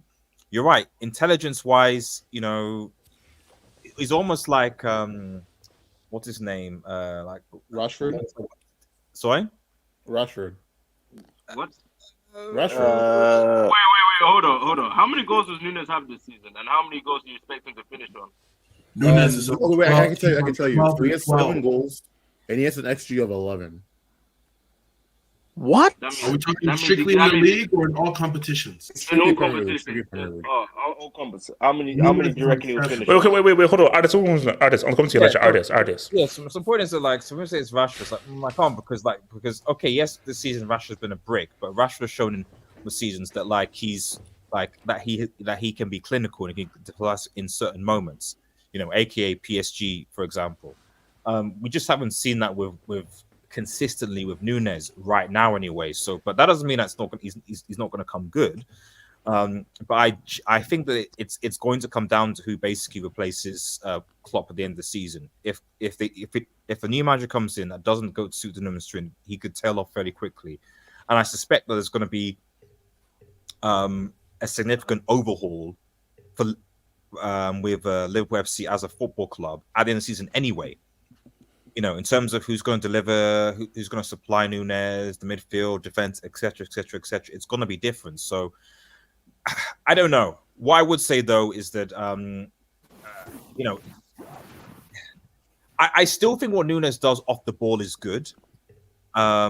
So even though, and I actually said this when Timo Werner was at Chelsea, I was like, yes, okay, he's not banging in goals, he's not turning from the ball, but his off the ball work is actually quite good. It's actually something that Liverpool and in the case of Timo at Chelsea actually needed. And I actually feel that with Chelsea actually missing some of that when Timo Werner was there, and likewise. No, I'm being serious. That off the ball movement is important, even though you need to score. Artists, the man almost lost me in UCL final, please. But the key thing is you almost lost. You won the UCL, and now you're in 11th place. What does that say? Anyway, moving on. So there is a lot. It's facts, though, isn't it? It's facts. You let go of 3 players you call breaks, and you're 11. So it is what it is. So we'll do this. So I think it's off the ball movement. It's actually pretty. It's all right. It's fine. We'll see what happens though. No, general cool. No. Werner jogged. I saw Timo Werner has more assists than Enzo. So Timo Werner has 3 assists in 3 games right now. AK. These guys were cussing Werner, Havertz, and Mount. But at the end of the day, this was the core of Chelsea Football Club. Yeah, exactly. And they sold that core. Look at Jorginho today, man. Exactly. They sold all these dons. And now they're 10th and 11th. What's it called? Man. Can I go after Elijah, please? Yeah, sure. Elijah, go for it. Can I go Elijah. Mary, please? Yes, sir. So Elijah. General HH. Can I go after Merchants, man? Elijah. General HH, we're here. Bro, I thought I was doing a salute, man. You gotta relax. I thought that was the wrong salute for a second. Bro, they said, this looks like a horror movie. That's my thing. Like, yo, I like how I don't know how I smiled like that before, but this looks very scary. Bro, but I'm just gonna. That looks like a villain, bro. That looks like a villain. And I'm a nice guy. And also, why does the black? Okay, you know what? I'm not even asking any more questions. Why is his ear white? Canadian? No, it's not. That's a scary AVI. That's a horrendous, scary AVI. Okay, look, Elijah, defend Doc Martens. Elijah, defend Doc Martens. No, I was saying I was being told that HH helped us gain our independence back in 1960. So I don't know. Maybe that could be real. Maybe not. I don't know. Darwizzy, man, Darwizzy. Overall, today's game was trash. I ain't gonna lie. Shout out to to Arsenal. I was gonna call them the Denver Gunners, but because obviously it's a basketball team, the way they keep handling the ball in the box. Yeah, it was really disappointing to watch. I get players are coming back, and then there's that bit of that this state. J-Twist, I see those emojis, bro. I did not fight in World War I or World War II. All right, I fought in the Cold War. Continue. In the Cold War. But yeah, it's just really disappointing. It was really disappointing to watch today. Money Mace was right, honestly. He did get the scoreline right too, so I'll give him that. In terms of Nunez, I think the thing, especially social media. Sorry, I'd like to continue. The thing, especially in terms of social media, I don't think people don't really watch football to watch it. People watch it so they can get memes out of it, honestly. Because if Darwin is the second most efficient player on the team and has one big game, people will ignore that and look for, okay, that's crazy. And we'll look for what they saw through the memes. Obviously, shooting at that angle is bogus. Like, come on, bro. Like, bro, do better. But for a guy who's on 23 GA, hello, he's doing better than his first season 1,000 times. You compare his first season to now, I will take this version of him over last season. Because last season, bro, holy smokes, bro was down bad. Yo, Elijah, you know a fun fact? You know, apparently he actually has more defensive actions than Chelsea's midfield, which is crazy. I wouldn't be surprised. Wait, hold on. Did you say defensive actions? Yeah, because Enzo's Wait. So you are promoting a striker's defensive actions? Is this where we've gotten to? I'm promoting. I'm digging Chelsea. No. He's saying he's done more as a striker than Chelsea's midfield defensively. That says a lot about your club, HH. But what I'm saying is, yes, maybe his final third efficiency is not great. But I think, again, with the social media era, I don't think people are watching football to watch football. That's what I'm saying. Unfortunate defeat today, but I wouldn't be surprised if bro wakes up and decides to score a goal here, and HH on his match reaction will give Nunez credit. It's happened before. And then the comments will come back and say, oh, Nunez, class. It's happened before. I think we just keep, are we watching football? Are we watching football to watch the players perform, or are we watching football for the sake of the memes? That's my question. Go for it. Okay, so the thing about my lord. the thing about it is HH here. Like I said, if I wasn't seeing improvements from Nunez, then it will be a sign where I don't know if he's going to be better. But this season to last season, he's improving. He's contributing to the team. He has the most assists on the whole entire team. And in terms of goal scorers, he's third top goal scorer behind Salah and Jota. And in terms of assists in the Premier League, only Salah has more assists than him in the Premier League. Everybody else is on like 7. But overall, man, I can't really say I'm happy with him or sad or any type of way. It just is what it is type of shit. I can't really complain. Like as long as he's improving and if we get the right coaching after Klopp, then maybe he can be the Darwin Nunez that we see at Uruguay, because that's the Darwin Nunez I want to see. I want to see Uruguay Nunez. But overall, man, he's been okay. Can he be better? Yes. But since Salah's gone, he's got like 3 goals in 5 games. So Uli making so much. Oh my lord. No, that mic is great, bro. Like literally, it feels as if you're actually reporting from this whole thing. Bro, this is crazy, bro. Bro, wait, is this better? Is this better? Bro, Yeah. That's better, bro. That's okay. You know what someone should do? You know, someone should do like a whole find Wally kind of a thing. You put me in different. Oh my Wait, lord, hold on. Did you find Wally or find Where's Waldo? All right, okay, there. Let me drop a break. About the Diego Forlan comment. I actually checked it. Diego Forlan in one season, Man United had like 5 goals in 39 games. Oh wow! And then obviously he exploded when he exploded the moment. He still passed the eye test. But what does eye test mean if you're doing nothing?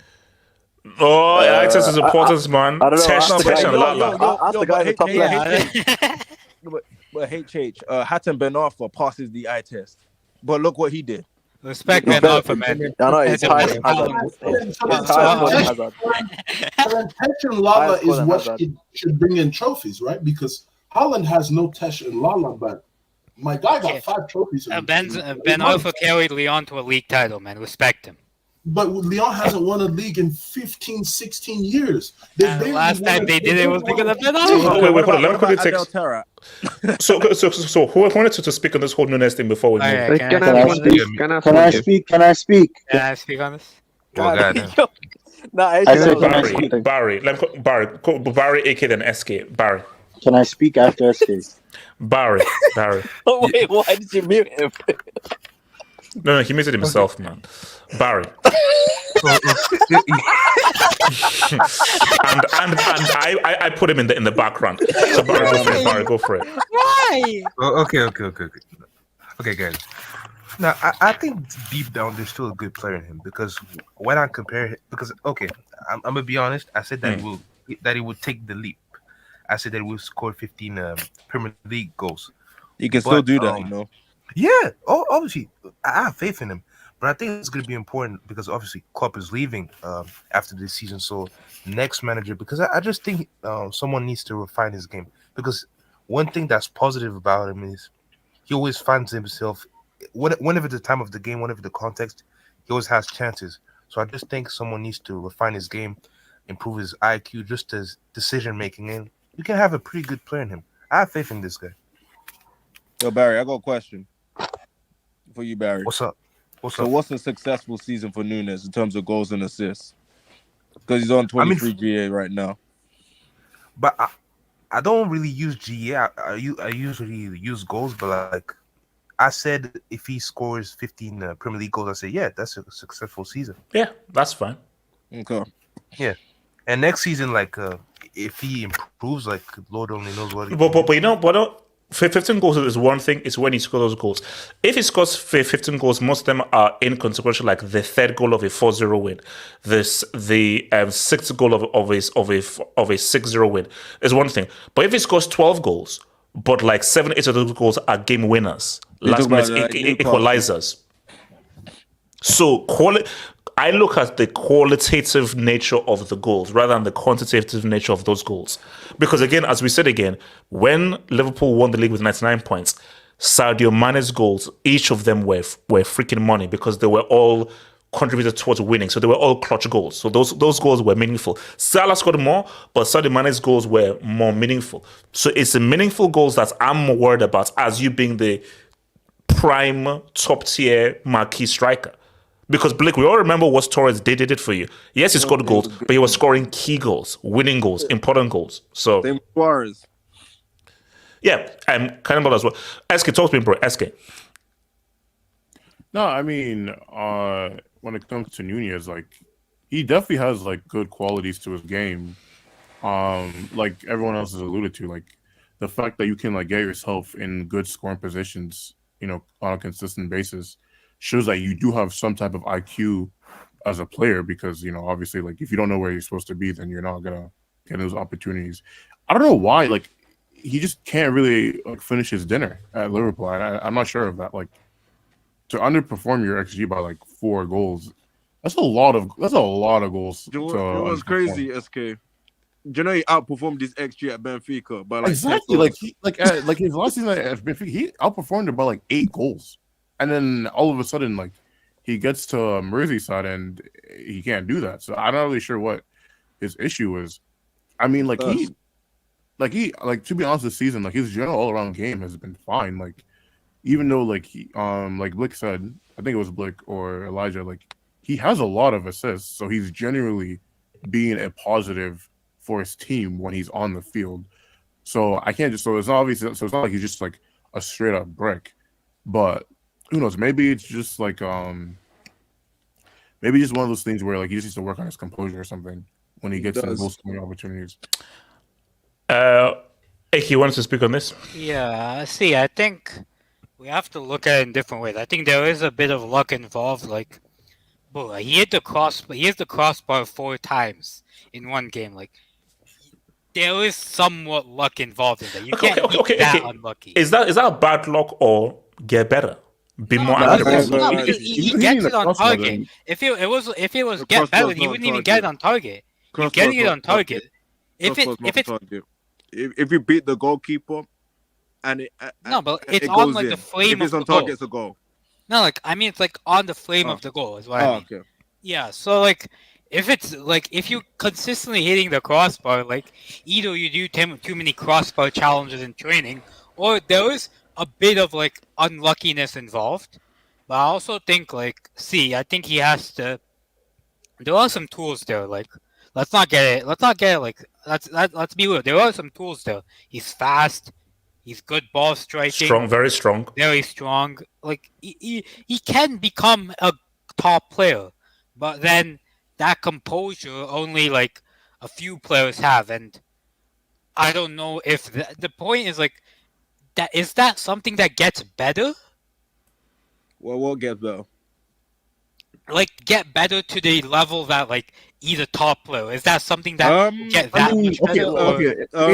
You've been around. Like, how many strikers do you know that were like bad finishers that was able to like develop into better ones, like in their career? Okay. Now, you see, Henry is a tricky one because he changed position. So he went from a winger to a striker and became really great. Yeah, that doesn't count. But basically, I'll be real with you. It's you see something earlier on in strikers. So if you think of all the great, just think of all the great strikers you can think of. When they were coming through, they were not trash. They were not bad. So I've never seen a guy go from like, oh, you are just horrible at finishing to thinking. So young Weah, young Shevchenko, young Badger, young Batistuta, young Bierhoff, young guys, they were like, okay, decent, okay, and everything, but not in a few chances. Well, not even know these guys are just bad. So I don't, unless you guys can tell me, I don't know of an example of a guy who was like, man, you are just missing loads and loads of chances, and suddenly you're now supreme elite. So he can get better. I don't think we're ever going to see an elite finisher. That's what I'm saying. He can become like a really good finisher. If he was an elite finisher, he's scoring 60 goals a season with the chances he gets. That's okay. Yeah, no, come on. No. That's going a bit so far. Okay. So you say that if he's an elite finisher, he's now doing Cristiano Messi numbers. Come on, stop it. No. But bro, this guy gets like 7. Benzema, no. Benzema, no. No, because remember, Benzema at Lyon was that's why Real bought him. No, but when Benzema first came to Real Madrid, he had to play a different role. No, but you made him. You made him a scholar, though. You made him a scholar. He had like, let's be real, Benzema had like 2-3 seasons where he didn't have where he wasn't like where he was finishing was bad. But in terms of like just like traits, he wasn't a bad finisher. Like that's the thing. He was never a bad finisher. I know. The Benzema thing is weird is that he started being a bloody one of the best young strikers in the world at Lyon, which is what then bought him. Then something else real then happened where he became a brick, but went through. So that's one is a bit weird, where he started off being, this guy's bloody amazing. Then he just went through a barren spell and he now said, what's up? So we don't have an example of a guy who was garbage to begin with, like trash, and now elite. Hey, Chich, what the reason why I'm saying that is, let's say if he scores half of his big chances, he's on like 18 goals this season. That's a lot of goals. That's a lot of that, and that's to like over 20 in all competitions. So if you take that into account, all Nunez really needs to do, really, in my opinion, just get your finishing up by like 10%, and you're gonna see a massive difference in terms of goal scoring and output. It's not even a lot. You just need to take it up at like 10%. If he can take it up 10%, you're gonna see a massive difference in terms of his output. The issue is he gets into all these positions, so all you gotta do is just bury them at that point. So he don't really need to improve that much in terms of finishing. He just needs to improve that a little bit, and then you're gonna see a massive number. Because if you're getting 11 goals and you're shit at finishing, what's gonna happen if you're average at finishing? Oh, look. Again, my thing is, look, we'll see. And who knows? We could be wrong because nobody can predict the future. I think at best, Nunez will be a pretty good striker. He's never going to be among the best strikers in the world. Never. That's not for me. That's never happening. It's never happening. Really at best, he'll be like, oh, he's a pretty good striker. That is his ceiling. That is his ceiling. So player wise, what player category would you say past and present? Would you say like a Darren Bent, Jermaine Defoe type of level? No, not Defoe. No, I'm saying I'll give you Darren Bent. Okay. I'll give you a Darren Bent. I'll give you a like a James Beattie. Yeah, Robbie just like a decent. You know, Darren Bent is the best one I can think of. Igalo. Louis Saha. You know what? Adebayo. No, wait, no, HH, no, Louis Saha. That's I think that's a better one. It's not. No, basically, I think at best, like an Adebayo at his best, where this guy is, it's pretty good, but not elite. He scored like 24 goals in the Premier League at Arsenal. But did we ever consider Adebayo an elite striker? No. Did you see the strikers all around at his time? No, but he's better. Blake, it doesn't matter about the strikers you're around. We never considered Adebayo one of the best strikers in the world. We never considered Adebayo an elite striker. Now we're considering Ivan Toney. People are considering Ivan Toney for 100 million. Ivan Toney ain't sniffing top 10 in Adebayo's time. No one's looking at him. Blake, it's different now because there are far less strikers right now. So there is more of a premium for a pure striker now because there's so few now. That's my point. Since there's far less strikers, for him to be one of the best, there's not really that much to go up against. But my thing though is, it still doesn't negate from the fact of like Nunez at his best, he is not going to be an elite striker. Because Blake, you are lying to me if you're saying that Nunez at his best will be like a Harry Kane or a peak Lewandowski. That's never happening. He will never be a Harry Kane or peak Lewandowski. No. So again, I'm wondering, like, at the best, you have a really good striker. And is a really good striker enough for Liverpool to say, also when your rivals have an Erling Haaland? So my thing is that when the guys you're trying to beat and compete against have a guy who can drop a 50 or a 40 piece in his sleep, plus the other goals that are around there, you say, what's up? Because the adverse was what? Mane, clutch goal scorer. Firmino, great all-round game, can score goals as well, helps to facilitate guys. We talked about a player that didn't have amazing finishing early on in their career. Did Salah have amazing finishing early on? Obviously, that's a different case. But I'm just asking you, since you watched Chelsea. At Chelsea, the problem is that Chelsea never had a chance. Fiorentina and Roma, he was good. Now he got even better. Liverpool, Fiorentina and Roma, he was good. Chelsea, he never had a chance at Chelsea. Because at Chelsea wanted him to play deeper, which is obviously not where you want a player like Salah playing. Which is obviously they try to turn him to a wing back. Okay, right wing back. All right. Okay, wait. So guys, let's move. So Nomad, is the mic over there? Nomad. Yeah. So Nomad, I dare you. This is what I dare. I dare you, Nomad. I dare you. Because Nomad, don't even dare try this, bro. Because if this happens, I may have to induct one of the most important badges in football history. Ole. So guys, let me present it. So Girona drew against Real Sociedad this weekend, and Real drew against Atleti because Llorente wanted to say what's up. And Real face Girona next Saturday, which could potentially be a title decider. So currently where we have it now, our Real are on 58 points, Girona are on 56 points. Let's not sleep on Barca on 50 points. What's up? So my thinking is this, is that Real they've won La Liga. They're winning La Liga right now. Because I am not having a situation where Girona are La Liga champions. Why don't you believe in us, HH? That stream is not happening. I'm sorry, that stream is never happening.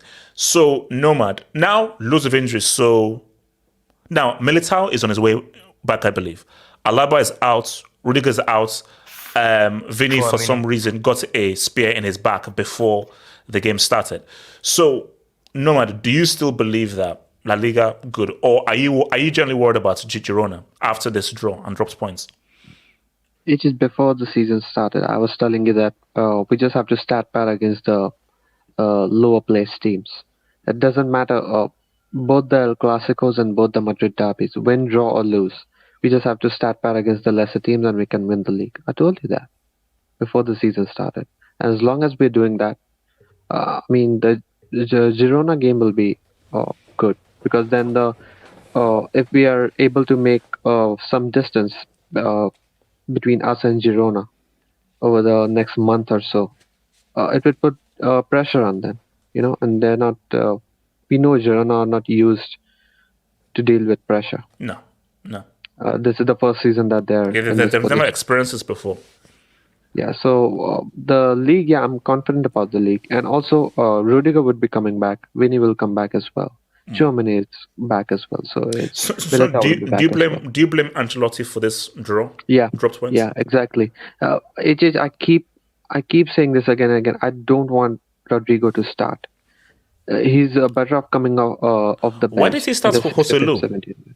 Exactly, he should have started Joselu because we had no aerial threat in the box. The main reason why we were suffering, even at the moments from the dead ball situations, was because of the pairing of Carvajal and Nacho in the middle of the defense. So Joselu would at least have provided a bit of cover in the terms of aerial threat. So that was a big problem. We should have started with Joselu.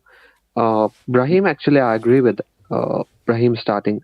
He's been good. He's been over Rodrigo, even when Vinny is not starting. I would even pick Brahim over Rodrigo. Rodrigo is the best, coming off the bench. That's what I think. And also Modric. Modric should be used sparingly, I think. He should not be started against the top level opposition in the UCL as well as La Liga. Barry, what you're saying? So do you also believe that Real, the league is theirs, and do you feel next week is going to be the decider, or do you think Girona can do a little something?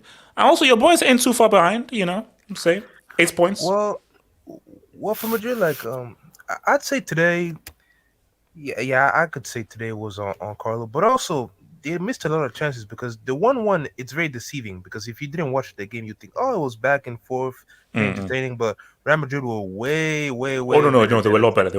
And also, do you feel that they should have gotten a few more penalties, especially those ones on Jude? Yeah. The ref, we know what it is in La Liga. Yeah, because that Savage on Jude was Savage. He freaking blocked him. Yeah, he didn't go for the ball. But we know how the refs are going. I'm a Barca fan, but I can admit, bro, it should have been a pen. But when it comes to La Liga race, it's actually a good thing that today was 1-1 because if they beat Atleti and if they beat Girona next week, they would have ran away with La Liga. But it's actually easy, yeah. But I still think Real Madrid are going to win because, as Nomad said, Girona, despite being a very good team this year, they don't know what pressure feels like. And Real Madrid, they're better at pressure. And for Barcelona, it's not dead yet, but the thing that separates us from Girona and Real Madrid is that we haven't been able to go on a consistent run of wins during the league. It's always been win-win draw, win-win lose, or lose draw win. It's never been consistent, unlike Real Madrid and Girona. So, it's Real Madrid's title to lose, in my opinion. As a Girona fan, can I please speak? Actually, no, let me come to SK, then I'll come to you, thinking then to call. SK. Yeah, Real Madrid have been what's it called? I've been pretty consistent throughout the season.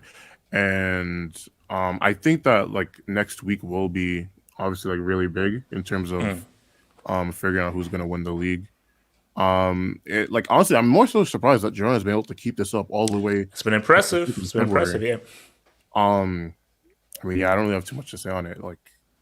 Hopefully. So if you're a betting man, Real to win the league. I would say so, just because I don't know, man. I know they keep winning games, but like I don't. You know what? Tell you what does their schedule look like for the rest of the season? Like, are they playing Real or Girona? Girona. Are they playing like the? So basically, so Real away, Athletic Bilbao away, Real Vallecano, Mallorca. So it's really they have 2 tough games back to back, which is Atletico Madrid away as well. Real. Yeah, no, so they have Atleti away in April. Ooh. Have they already played Barca twice? No. We're gonna play them at the house. So they play Barca at the crib 5th of May. Okay, so basically they still have to play like the rest of the top 4. Yeah. Madrid have a better schedule. What about Madrid? Because obviously they played Atletico right now, and they're gonna play Girona next week. So Real, obviously El Clasico, but that's at Real's home. That's at their 21st house. of April. Yeah. So they've already played Atleti twice, and I mean Real Madrid Sociedad have it away, easier. Madrid have it easier. Bilbao at the crib. So Real have a better schedule.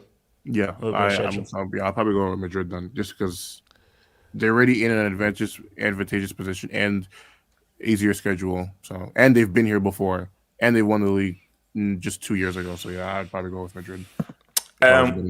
What's it called? AK. Then I'll come to you. Call AK. Yeah. I mean, the boys have a big game on Saturday. It's Saturday, right? Saturday. I think so. Yeah, Saturday. Yeah. So I think we can do. I don't know. I'll be real. Against Real Sociedad, we're quite sloppy. I'll be real. Some of we had some good build up, but then it amounted to nothing, and the coach also got sent off. Oh wow! So Shouts on the show. I don't know. I hope we can do something, but I think Real are favorites to win on Saturday and La Liga because I think we have. I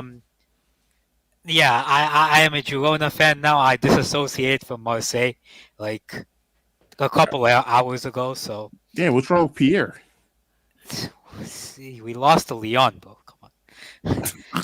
You have to go down with the damn ship. No, you gotta stick with your own, bro. No, but can I continue on? Yeah, go for it. I think on Barcelona, I know they're like a couple points away, like 6 points away. Or 8 no, it's supposed to be 8 points from the top. 8 points from Real. I don't think they really have a chance because they have to play Atletico away. Atletico will beat them away, and I think Bilbao will beat them away. Yeah. And I think Girona will beat them away. I think those 3 defeats will finish their league campaign. Hey, no. I just put Barca in the poll just for a laugh. Like it's it's a 2-horse race. Oh yeah, just to add one thing. Yeah, we don't necessarily need to be like the toughest teams to win this title, but as Norma said, like it's just about beating the crap teams and the mid teams. But even so, we haven't been able to do that consistently. So that's why we're not winning the league this year. Cole, thoughts on La Liga, Real and Girona? Who's taking this league title? Easy dub for Real. Easy dub. I mean, it's no question. Girona doesn't have the experience in big game situations. So yeah, easy dub for Real. So you said Girona do not have a chance at all? They have a 0 chance. There's no way. There's no way they're winning this league, man. You can't be playing kamikaze football. You're gonna get exposed at some point. And you saw it against Sociedad. Even Sociedad this week, they really gave them a game because if you look at it, okay, it's fine. It's fine. Okay. So Sociedad, continue Sociedad, No, that's okay. It's okay. Cole, I didn't say anything, Cole. I didn't say anything. Just no, I know you didn't. I knew you didn't say, but I don't want you to drop the bricks. So I'm okay. I'm okay with it. All right. So let's quickly touch upon Italiano, man. So, AK, are we saying that it's finito in? Actually, no. Let me go to Wesley. So, Wesley, are we saying it's finito in Serie A, or do you think Juve will call on Tony Soprano to say what's up and cause Inter to go to court for something? To be honest, I don't. Actually, wait, hold on. Have you placed any bets on the Serie A at all, or your bets are only for that Girona and Leverkusen Disney Plus bomber story? No, it's just for the Disney Plus bomber story. Okay, interesting. Yeah, just for those two. To be honest, I don't really care about the Serie A situation because we're dealing with a criminal league. Don't do that, man. Come on, don't do that. No, it's got a deep, rich history of just criminal activities, and listen. If No. That's Juve. I don't think that's necessarily Inter. That's Juve. No, okay, no, come on. Let's Mafia down. Let's not do that, man. No. Guys, look, it's really look. It's just Juve that are the issues. Everyone else seems to be fine. Juve is just the problem. But yo, Mafia, it's crazy. That's bad, man. Do you know what team deserves to get cooked? Who? Milan, bro. That's who we should be cooking this season. Because I think because they spent like what 100 million transfers this year. Yeah, but like they've bricked it. But during the beginning of the season, they had so many injuries and all, so that really. Milan. Is that a fair excuse? Isn't that why you spent 100? I mean, bro, it was crazy, man. At some point. No. Milan was struggling at the start of the season. They were struggling. So. No, I think they started off. I remember they started off fun, and then they got smacked by Inter like 4-1 or something. And then I think Milan have been, because this should really generally be a 3-horse race, but it just is that Milan have just been super disappointing. And look, that's what I've said to people like, guys, Jude Bellingham signing of the season, easily signing of the season. Can we say Marcus Thuram is the second best signing of the season? Unless you're going to give me another name, second best behind Jude Bellingham. I think you could say that. Yeah, unless we're not including Saudi League. Harry Kane? Oh my Harry Kane. Please. Okay. Someone was Kane. No, I'm sorry. What do you mean no? It's SK. Oh. SK. We are really taking the Bundesliga seriously, bro. Really? No, because SK, the issue with Kane is the issue I have with anybody at PSG in Uber Eats. Kane, I'm only gonna rate you for what you do in the UCL, bro. If you play for Bayern Munich, there is a tax on anything you do in the Bundesliga. Same thing as like if you play for PSG, there's a tax on everything you do in Uber Eats. What about either Grimaldo or Boniface? Yeah, that's a good one. Yeah, bro. Yeah. That's a good one. But Marcus Thuram has just been too good. Like Inter at top of the table, doing pretty well, and he has been integral, super important to how well they've been doing. And he's been an upgrade on that bomb from Belgium who cost me a lep stream. He said he could play number 10, man. He said he could play number 10. Yeah, man. So my thing is this. So look, I think he's the second best. So, but why is it though? So do you feel like if Inter is the one, they've easily won the league, or do you think Juve can do some hocus pocus? Hocus pocus. That's one way of putting it. Well, if Juventus win this, I'll tell you right now. If you've come back and win this, then I'm sorry. Then I might be done with Serie A. Then I might be done with the Serie A. I mean, they haven't won it for like 3 years though, right? So. Yeah, that's because people actually like. Yeah, okay, you know what? Let me know. There's reasons for that, but anyways, but yeah, if they win it, then I think court proceedings has to start on the just shut the league down and just start proceedings on top to bottom because Inter should win this. Look, Juve, they.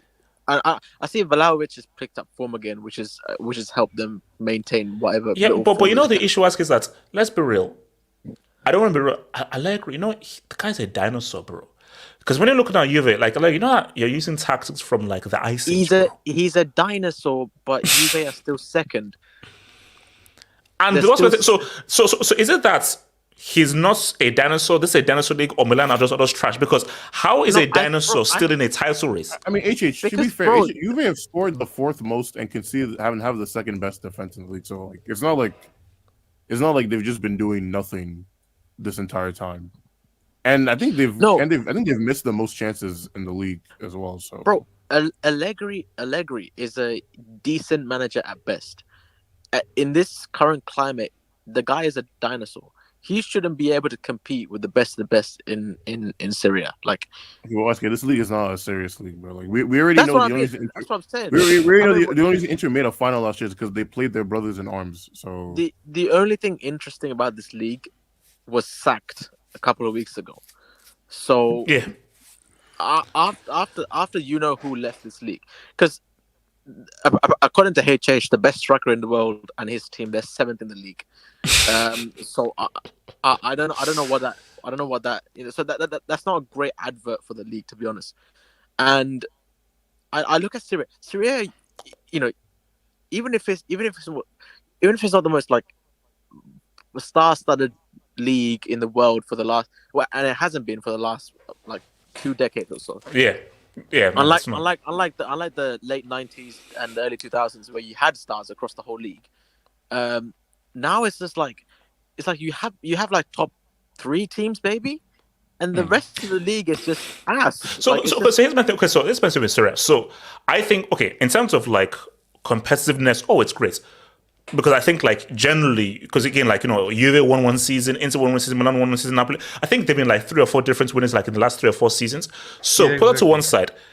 In terms of quality, so EPL, La Liga fighting for the number 1 spot. Are we now saying it's then Bundesliga and then Serie A? Are we now saying Bundesliga, Uber Eats, and then Serie A? So where are Serie A in terms of quality? I think it's still 4th. 5th? 4th? I think I'd still put them ahead of. Actually, I don't know now. Actually, you know what? Wait, I'd say that's 4th. Okay.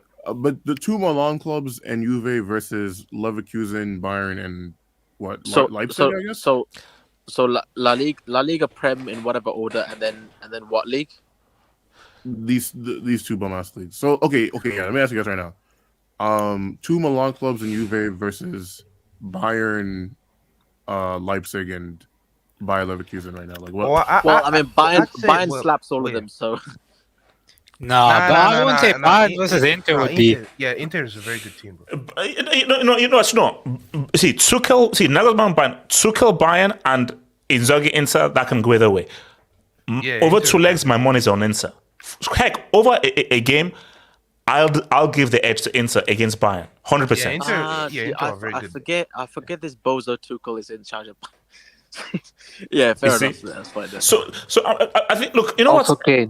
I actually generally don't know Bundesliga or Serie A, top to bottom, top to bottom. So we're saying either way, Uber Eats is 5th. Yeah. Uber Eats is 5th. It's 5th. Yeah. It's 5th. Yeah. Like I can't put Uber Eats ahead of Serie A.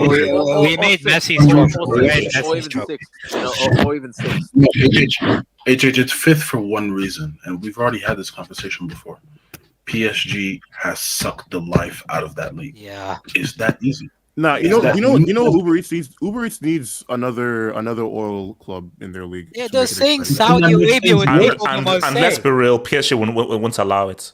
They have a chokehold on the league, and PSG are not going to allow a PSG 2.0. No, but I'm just saying, how exciting would it be if a team like Lille or Marseille or some got or Lille that's what generally breathe life into the league. You know what's crazy? Even when Lyon won 7 titles in a row, it was still high quality.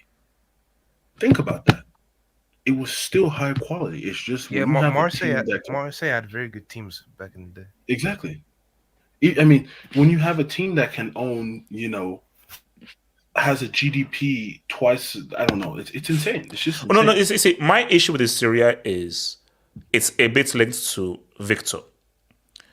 Because, again, Victor has 2 games to now go crazy.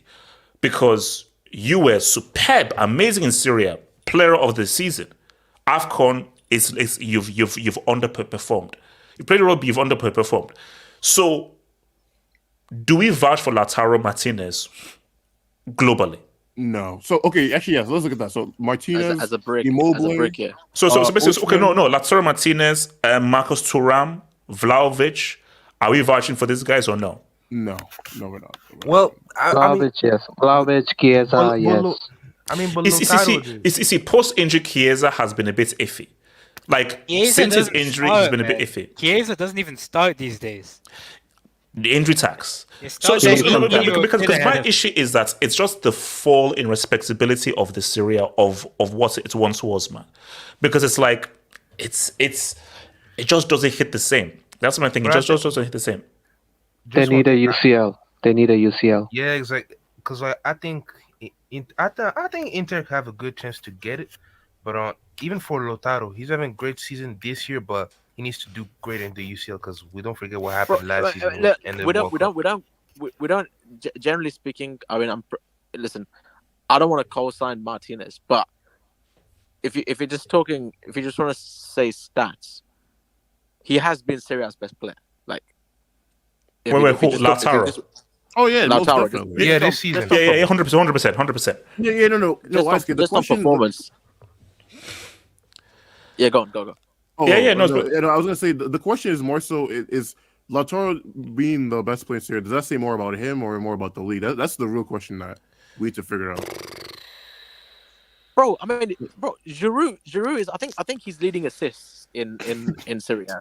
You see, guys, I want to be respectful because Lautaro's been money, but again, see, the issue is this: we saw Lautaro in that UCL final, we saw Lautaro at that World Cup. Bro, Lautaro, you were so bad, you gave Alvarez a career. Actually, we can't because Pulisic has won a Player of the Month at Serie A, bro, and Pulisic He earned it. Be honest, he earned it. Come on. That's even worse. That's even worse. Actually, hold on. So let me just see this job. So Blaze A says, when Klopp leaves, it's going to be scroll settings for Liverpool. No, come on, no. That's crazy. Hell no. Like, there's going to be a dip. It ain't going to be 11th, 12th. No. QC8. LL, address and Zonzi 120 million. Come and bowl, drink water. #flop. Now, first of all, that's very rude. That's a very, very, very rude dub. That's a very disrespectful dub. Second of all, he wasn't 120 mil. Amortization tax, it's spread over a long period of time. So it didn't actually cost that initially. So that's number cross. And nothing is that Drink for local, man. when Lionel Scaloni takes over, you'll see the Enzonzi. You'll see the Enzo at the World Cup. You'll see the Enzo at the World Cup. So, guys, speaking of Pulisic, our final topic here. So, guys, Jersey. The Jersey is 25 minutes from my house. 25 minutes. Is Pulisic going to score the World Cup winning goal in this stage? God forbid. Guys, that is a huge stadium, bro. Yeah, 83K capacity. I was there. So for guys who are listening, so let me just present this. So for people who are listening, so Infantino in some of the weird ass video basically announced where all the World Cup games are going to take place. So the opening game, Azteca Stadium. The semifinals, one in Dallas, one in Atlanta. The final, MetLife Stadium in New Jersey. So basically, wait, hold on. New Jersey? No, it's not New York. It's New Jersey. New Jersey, yeah. Bro, so did the West Coast not get any games? No. They did. Like, it's just that I think they definitely mentioned LA. Like LA was mentioned, but I don't know how many games they got. In the Staples Center? Is Staples Center getting one? No, it's an inside stadium. No, yeah. not Staples. Like I know they got once, but I don't know how many they got though. Look, I thought the final should have been in the West Coast, man. Like in Hollywood, bro. That's it. Yeah. But here's my thing though. Okay, so what is the capacity of the Azteca Stadium? Like close to 100, isn't it? Yeah, shouldn't it be held in the Azteca Stadium? Or was it thing of like America is really spearheading this? Because guys, this is really America. They were claiming. No. I think here's the thing, HH. Like, I live like 25 minutes from the stadium, so that they only that stadium's like advertised as like it's in New York. It's like near New York City. Okay, it's like one like train station away from New York City. That's where the stadium is. So I think they want to advertise it like the finals in New York City, the finals in the Big Apple, and like stuff like that. But like, isn't Wouldn't it be more attractive to do it in LA or even freaking Las Vegas than New York? Yeah, because there's actually like a stadium that can hold like.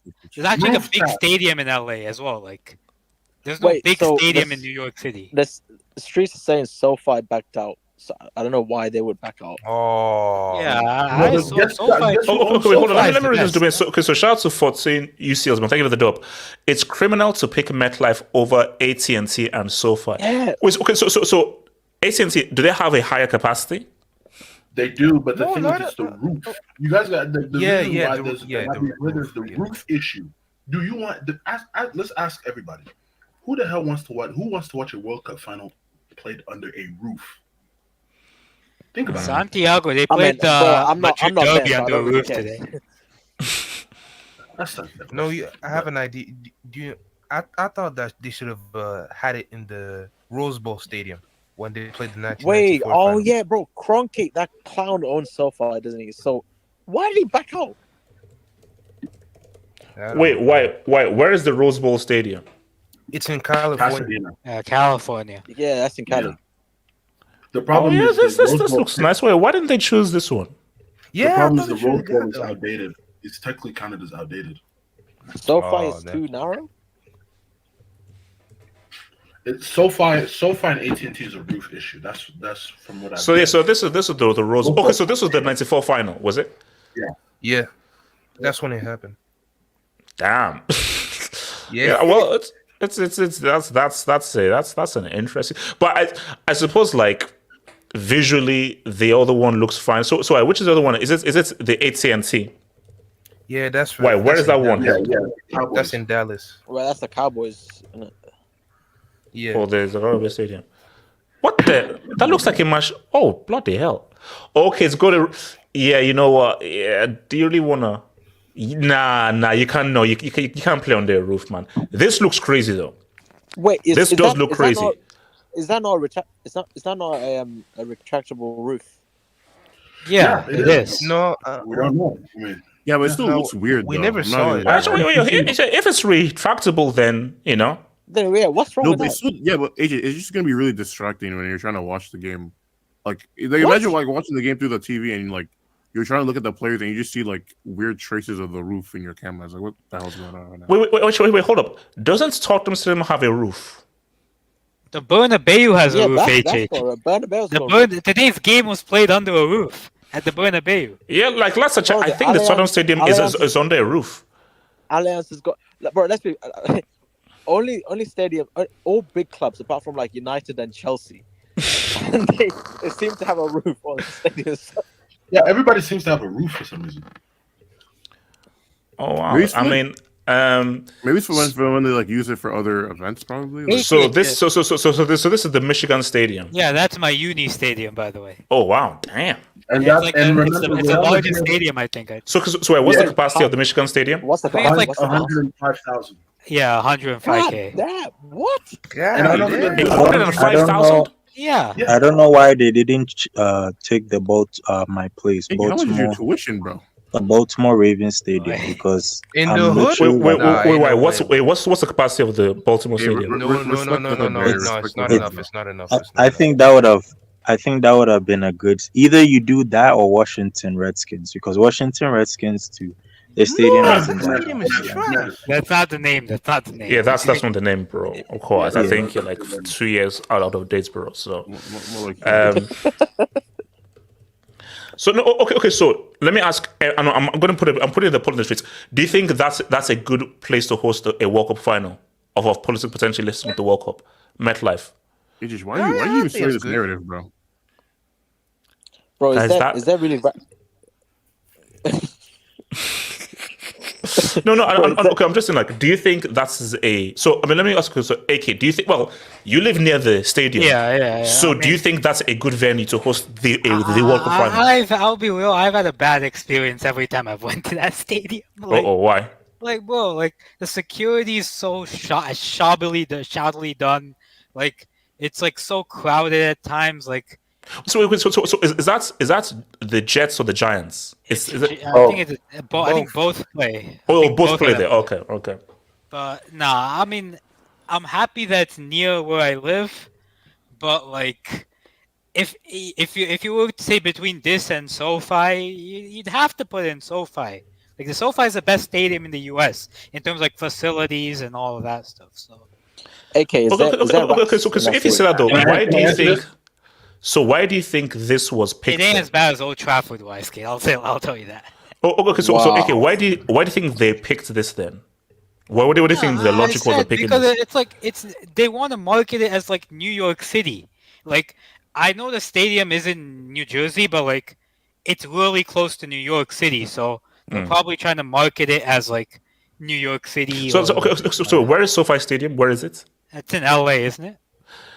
Yeah, Inglewood. What I find so weird is that why would you choose New York?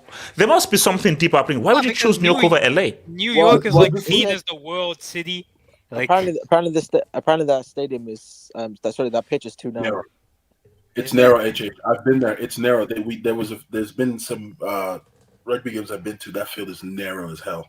Like you can't. I don't think a football game should be played on that pitch. It's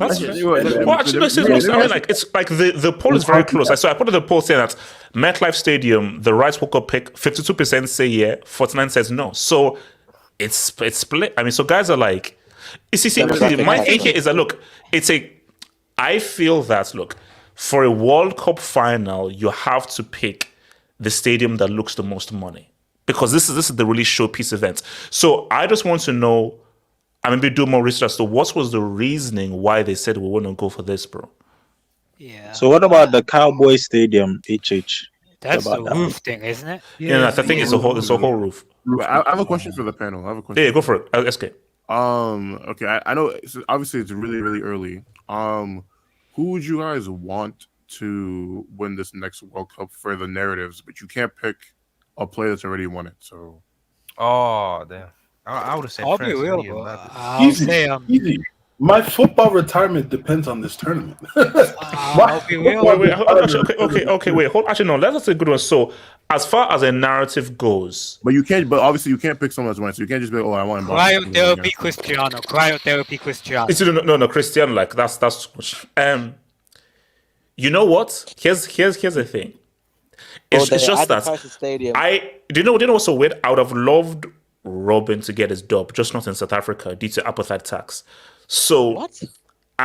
So my thing is do your research, YSK. So I'm trying to think. Actually, no, that's actually a good question. Imagine America. Okay, look. Nigeria is a bit that's just too obvious. Now that's too obvious. Here's the thing though. It would be funny if America did win. That would be funny. Okay, look, guys, think about for pure narrative. And he said a team who's not already won already. Yeah, you can't pick a team or player that's already won. I really want Africa to get one. Actually, you know what? Felix scoring the World Cup winning goal. That would be a funny stream. Hosted by Zeman and Casey. I'll take it for Cristiano. I'll take it. Yeah, I'll take it. Nigeria? That's too obvious. So I can't pick Nigeria because again, that's too obvious. So apart from your own country, I think that's actually realistically win. You know he'll be there, because I've seen that with the stadium announcement. There's literally marketing. There's Ronaldo there under. There's no Neymar. There's only Ronaldo. Cristiano and Messi, and there's Endrick from Brazil. There's no Neymar. So the guy's gonna turn up to the World Cup. Wait, hold on. YSK, you just got it. Now this is improbable. Now this I don't think will happen, but again, just in terms of narrative tax, apart from America, I think that'll be hilarious if Pulisic scores a winning goal. Is somehow a 34-year-old Neymar shows up on Wednesday. Now that's, my friend, is going to be a narrative because Neymar at 34, completely out of Europe, gets into shape, fully focused, and leads them to a World Cup dub as a 34-year-old. That's a narrative. Now, SK, that's not happening. There is a 0% chance of that happening, but that would be a narrative. Happens, where does he rank in the legend? Hold on. AK, if Neymar, not playing top tier football, literally does a 2-3 months conditioning as a 34-year-old, leads Brazil to a World Cup dub as a 34-year-old, we're having a very interesting convo now. We're having Pele We're having a conversation. very interesting convo. I think England might win that World Cup. To be honest, They won't let that happen. They won't let that happen. I mean, I don't know. No. Look, that'd be let's bad. just be real. Their group will be the right age. They'll be the right age. Like everybody's going to be the right age. If they do that. Yeah, but it is. Southgate tax. Southgate tax. So, the Super Bowl is this Sunday. Next Sunday. Yeah, it's Next Sunday. yeah, it's Wow. next Okay. Sunday. All right. HH, I'll be real. Like this 48, I'm actually like I'll be real. The AFCON has actually made me more excited for this 48 team format. Because like in terms of like the distribution, if you see like more like it's not gonna be a lot more European or South American teams coming. True. through. Yeah. Like, and we've seen like AFCON how like competitive against. Oh no. even with, like, But I worse think teams. I'll be real with you. It has been cool, but I'll be real with you. As much as this AFCON has been super amazing, super exciting, I'm still a 32 team merchant, bro. But my thing though is that look, man. Let's see, because again, the World Cup was money. This AFCON has been money. Let's see. Because the reason why I think it's different because I feel football is now changing. I believe come that World Cup, we are just going to see that gap become a lot narrower between the big teams and the smaller teams. Because again, okay, let me say this out there, guys. Do you think Messi will be in 2026? No. Yes. I mean, I hope not. No. Okay. Let me come to Nomad and then to Wiseky. So Nomad, why do you say no? I think he's mentally locked off of football. I think he just wanna end his contract, finish his contract at Inter Miami and then retire. Maybe go to Argentina.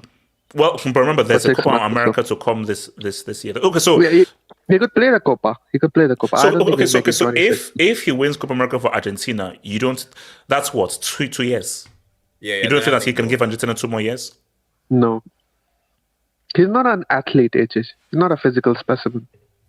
Never was. Okay. Wiseky, why do you say yes? Yes, depending on the outcome of the Copa. So you're saying if he wins Copa America, he'll be there. I think to be honest, the way he plays now, he doesn't. I agree with Nomad that he's not the athletic type, but the way he plays now, he doesn't expend that much energy anyway. Like I can see him just playing if he wants to. I can see him playing into his late 30s. Just because of the way he plays, like he doesn't not at a top level, but in that bum ass league, he can roll around. Yeah, he can sleepwalk there. He can sleepwalk. He can literally walk through that league. So, I think if he wins Copa America, then I think he retires. But I wouldn't be surprised if he loses and retires either. Like because he doesn't have anything else to prove. Like what happened in the World Cup, it is what it is. Like the winter and everything. Like cool, like well done. But so he doesn't. He's not got anything to prove. Maybe the whole like idea of the more of a promotional side of things, where now America's trying to get behind Messi to try and promo the World Cup, so they're gonna chuck boatloads of. And also, what was now? There was, I don't know whether that's enough because I saw like a piece of artwork. I don't know whether that's his official World Cup 26 artwork or it was just the artwork of the news source I saw, but the artwork had Cristiano on one side, Messi on another side as them walking through. I don't think I saw Neymar there. So I do, because let's be real, America, they would want both of them to be there. Now, I don't think they realize how old these guys are and everything, but I think they both want them to be there. Cristiano will definitely be there. Unless he gets sniped. Unless he gets sniped or gets arrested at the airport. See, guys. See, guys. Okay, now my thing is, guys, look at this artwork. Tell me what is interesting about this artwork, guys, and then I'll maybe share something more when we see it. So look at this artwork. Is this the BR football? What? Yeah, this is. I think this is the BR Sports one. Yeah. There's no Neymar. There we go. So there's Cristiano Ronaldo, there's Messi, Mbappe, Jude Bellingham, What's it called? Musiala. Wait, who's the guy in front of Endrick? CP7. Christian Pulisic. Is that That's Christian God. Pulisic. Okay, so yeah, so basically, so because let's be real, Neymar is younger than Cristiano, but they have Cristiano there. Do you actually know how crazy They that have is? Irving Lozano there. No. Forget that. Neymar is younger than Cristiano, and they have Cristiano there, and they have Endrick in Neymar's position. Do you know how disrespectful that is for doing that?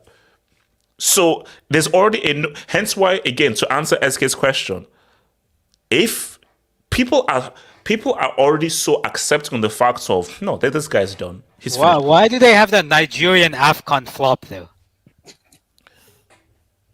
Wait, there's no way that's Osimhen. Wait, is that? Wait,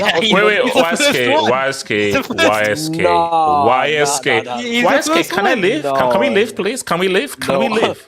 Can we leave, please? Can we leave? Somebody take that guy out. Can we leave, please? No, come on. It's crazy to have Pulisic there than Vic there. It's crazy to have Pulisic there, bro. No, this has been better in Serie A this season. No, I think, bro. To be honest with you, even from a marketing point of view, Neymar is so unreliable. I just wouldn't put him on a poster. No. Like, you would be dumb to put him. Like, basically, putting CR7 there, there's a good chance he'll make it. Like, put it. If CR7 sees the marketing and he's right there, CR7 will be like, all right, yo, crowd chamber, what's up? Crowd chamber, what's up? CR7 will freeze himself for that. You see, bro, for Messi, see, Messi is like I'll see how I feel. CR7 is. I mean, okay, look, let me ask everyone around here. Okay, let me just put this as a thing here. So I want to go around the room. Will CR7 be in 2026? I say yes. Yeah, for sure. Yeah. Barring a major injury, he'll be there. Elijah, will CR7 be there? This is the last one. And we said that last time. So. We said that last time. But fine. Okay. This is the real last one. Okay then. Let's be legitimately honest. I get Tom Brady tax, LeBron tax, Suzuki tax, because the dude's like 56 and still playing third division football in Japan. But Dwayne Johnson. Yeah, The Rock. Oh, that's brick ruining wrestling, isn't it? Okay, fine. Yeah. No. Relax. He's not.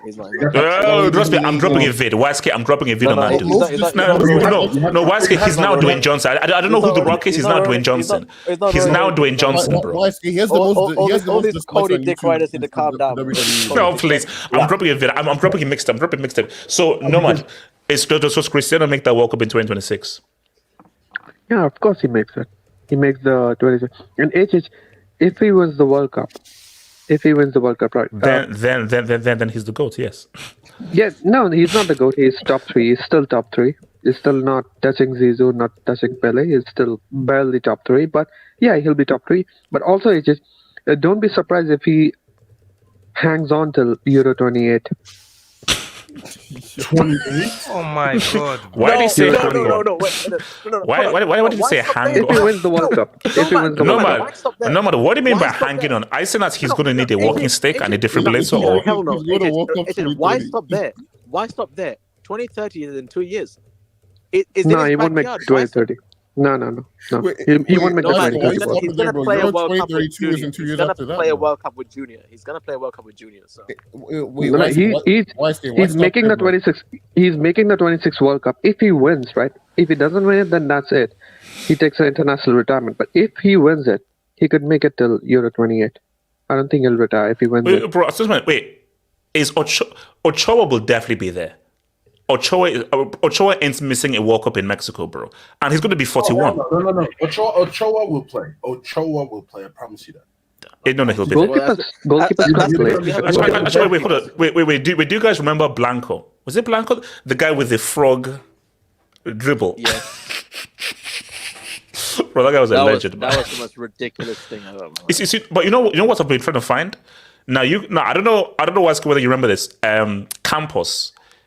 From 94. Yes. Yeah. That jersey that is the greatest keeper jersey of all time, bro. Yeah. And I've been trying to find that, bro. I've been trying to go eBay to find that because, bro, that jersey was amazing, bro. Wait, you can't find it? Well, I found one. It was like $200 or something. I found out, and it was no, but I think it was even more. And it was like, yes, and that's his 300, and he had to now pay customs because it was like from abroad. But yeah, I'm trying to find that jersey because that jersey that was clean. HH, you know the real question? It's not whether he plays in 2026. It's whether he starts in 2026. Exactly. If he's there, do you think a manager is going to be able to bench him?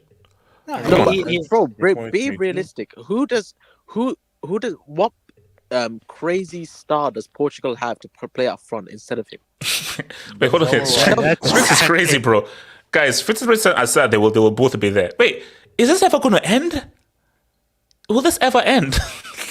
No, so guys, if these two geriatrics are going to pull up to Mississippi in 2026, bro, you know what? Well, let's be real. There's going to be a game where CR7's running and his knee's just going to give out. Let's be real. His knee's not going to work anymore. I'm not gonna man. But okay, so let me read that. So currently, 51% says that they will both be there, Messi and Ronaldo. 26% say CR7 will be there, Messi won't be there. 12% say neither, and the lowest 10% says Messi yes, CR7 no. So see, people say that no, CR7 will definitely be there. Yeah, no matter what, he will be there. No matter what, he'll be there. He'll be there. Also, if his knees give out. Also, if his knees give out, right? He can still score headers. The only thing that's going to stop him from coming. The only thing that's going to stop CR7 is authoritative intervention, bro. Or a major injury. Or a major injury. That's the only thing that's going to stop like a major injury, man. So what also got indubitably. So do you think that CR7 and Messi they'll both be there in America for the World Cup? I think they'll both be there, but I think they'll both be on the benches. Like Messi on the bench. CR7 is gonna be on the bench. Is that what you said? CR7? No. Yeah, no. I said, do you think that they'll both be at the World Cup, CR7 and Messi, 2026? Yeah, but they'll both be on the bench. Like Ronaldo's 100% gonna be on the bench. There's no way he's gonna start the World Cup when he's like, I don't know how old he's gonna be, like 41. If he's who's starting ahead of him? Abracadabra, relax. If I see Bosajo, Alexis Sanchez, Vidal in 2026, I'm calling the UN. Mendel. I'm calling the UN, bro. It's Gary Medel. Oh yes, Gary Medel. Yeah, wait, hold on. So shout to Gaza. 14 news sales. CR7 versus Messi won last time in New Jersey. No. See, bro, this is why it has to be in Hollywood, man. It had to be in. It has to be in LA. That makes more sense for it to be fun. But look, okay, in my view, Messi, I don't know. CR7, yes. Starting probably not. CR7, he will be there. See, Messi, I just don't know. So for maybe this one on the camera. Sorry, Wesley. There's too much money on the line. Like I think they will put down, like the USA will market the hell out of this. Like they will. In '94 when we were just getting into the whole 480p era, they marketed that World Cup like crazy, bro. Like, they did, and Dan Ross missed a penalty from freaking 80 yards out, but it is what it is, you know. So shout out to Dan Ross.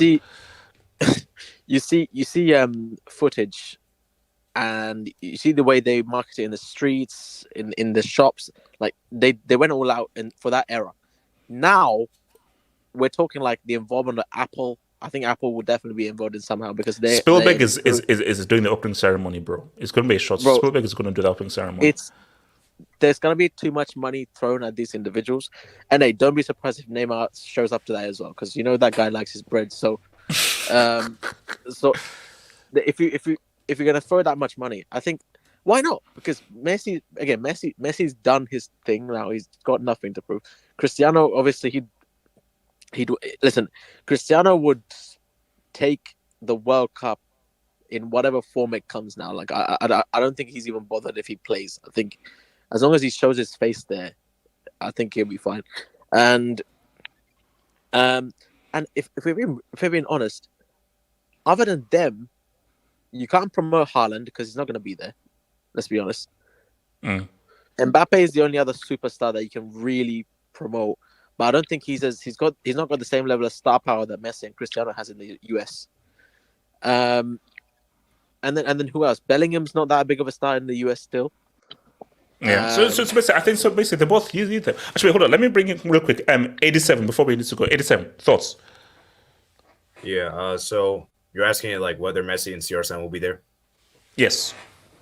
Okay. So I kind of agree with you. I'm not sure with Messi. I think it kind of depends a lot on the Copa America. If he ends on a high.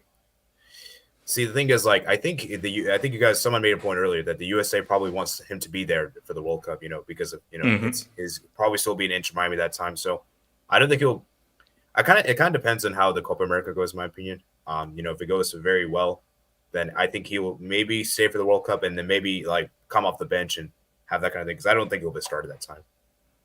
As for Ronaldo, I think he's really desperate for the World Cup. I think he really wants to win the World Cup, and so I feel like he's gonna want to be there. So actually,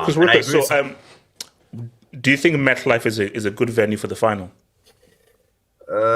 I'm not really sure. I don't think it is. I kind of agree with you guys. I think it should be in California, but I think the reason why they chose in New York is because it's more diverse. Like it's more like international than California. I think so. That might be the reason why.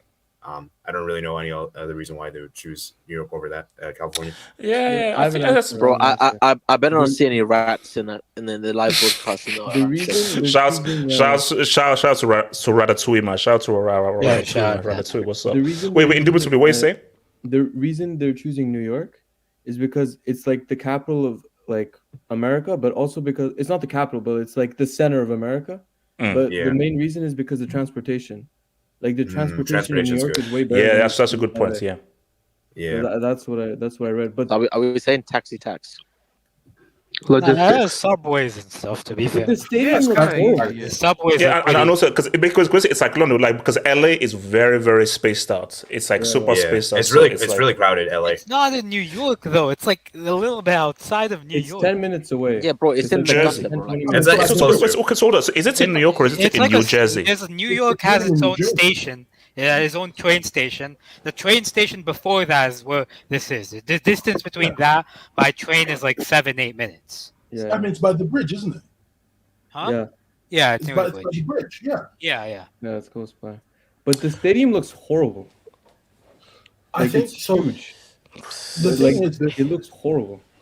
It looks like a Lego block. The thing is that the NFL was complaining because obviously the NFL is complaining because they have a turf issue. Because players are losing ACLs because of turf.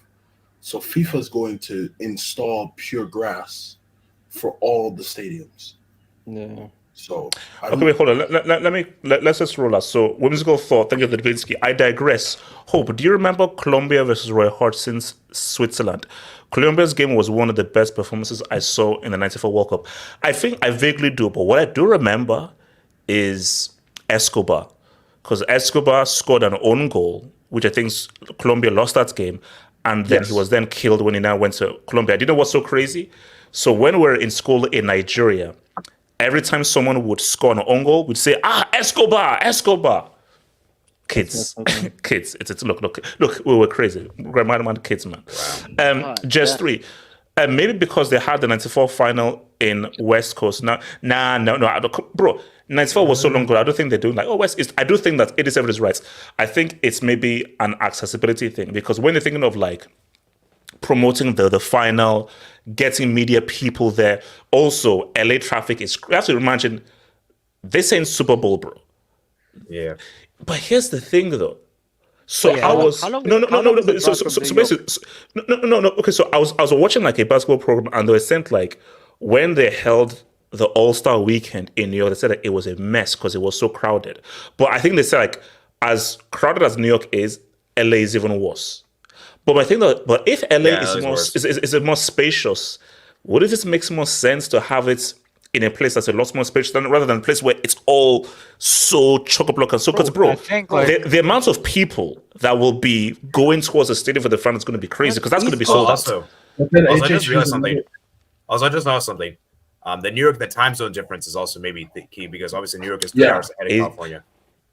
Because remember, what time did people in Europe watch that final in '94? You know what? You know what? 87. No, that's it. Yeah. Because my thing is that back in '94, they're like, but they're now thinking that the best kind of middle ground is East Coast. Okay. Because if for instance, let's say you do it in West Coast now. So let's say you do it in the day. Actually, well, hold up. If you do it like at 2 p.m., that's what? In Europe, that's what? 8 p.m., 9 p.m.? No, that's 10. In the West Coast, 2 p.m. is 10 p.m. in the UK. Oh wow. Okay, so it's 9 hours now. Is it 9 hours? It's 8 hours. No, It's it's 8 8 hours. hours. Frick. Oh my goodness. But East Jesus. Coast, it's 5. So It's Yeah, East 5 Coast. hours. Yeah, yeah. Okay, have the match at what? 11 a.m. No, at 11 a.m. Yeah. Wait, Actually, so I think what- it's true. Time tax. What count? Yeah. Also, what counts as? I believe what counts as? Oh, sorry. Sorry. What counts as prime time in the States then? 6. Between the times of 6 and 8 p.m. Yeah. So I believe- will the final be? I'm guessing will be held around that time. Yeah. Yeah, probably. No. Yeah, it'll Fox probably will, be like yeah. 1 p.m., 2 p.m. Fox They're will. gonna No, probably it has do to, it no, on weekend. because like if the final is East Coast, you can't do it at 6 p.m.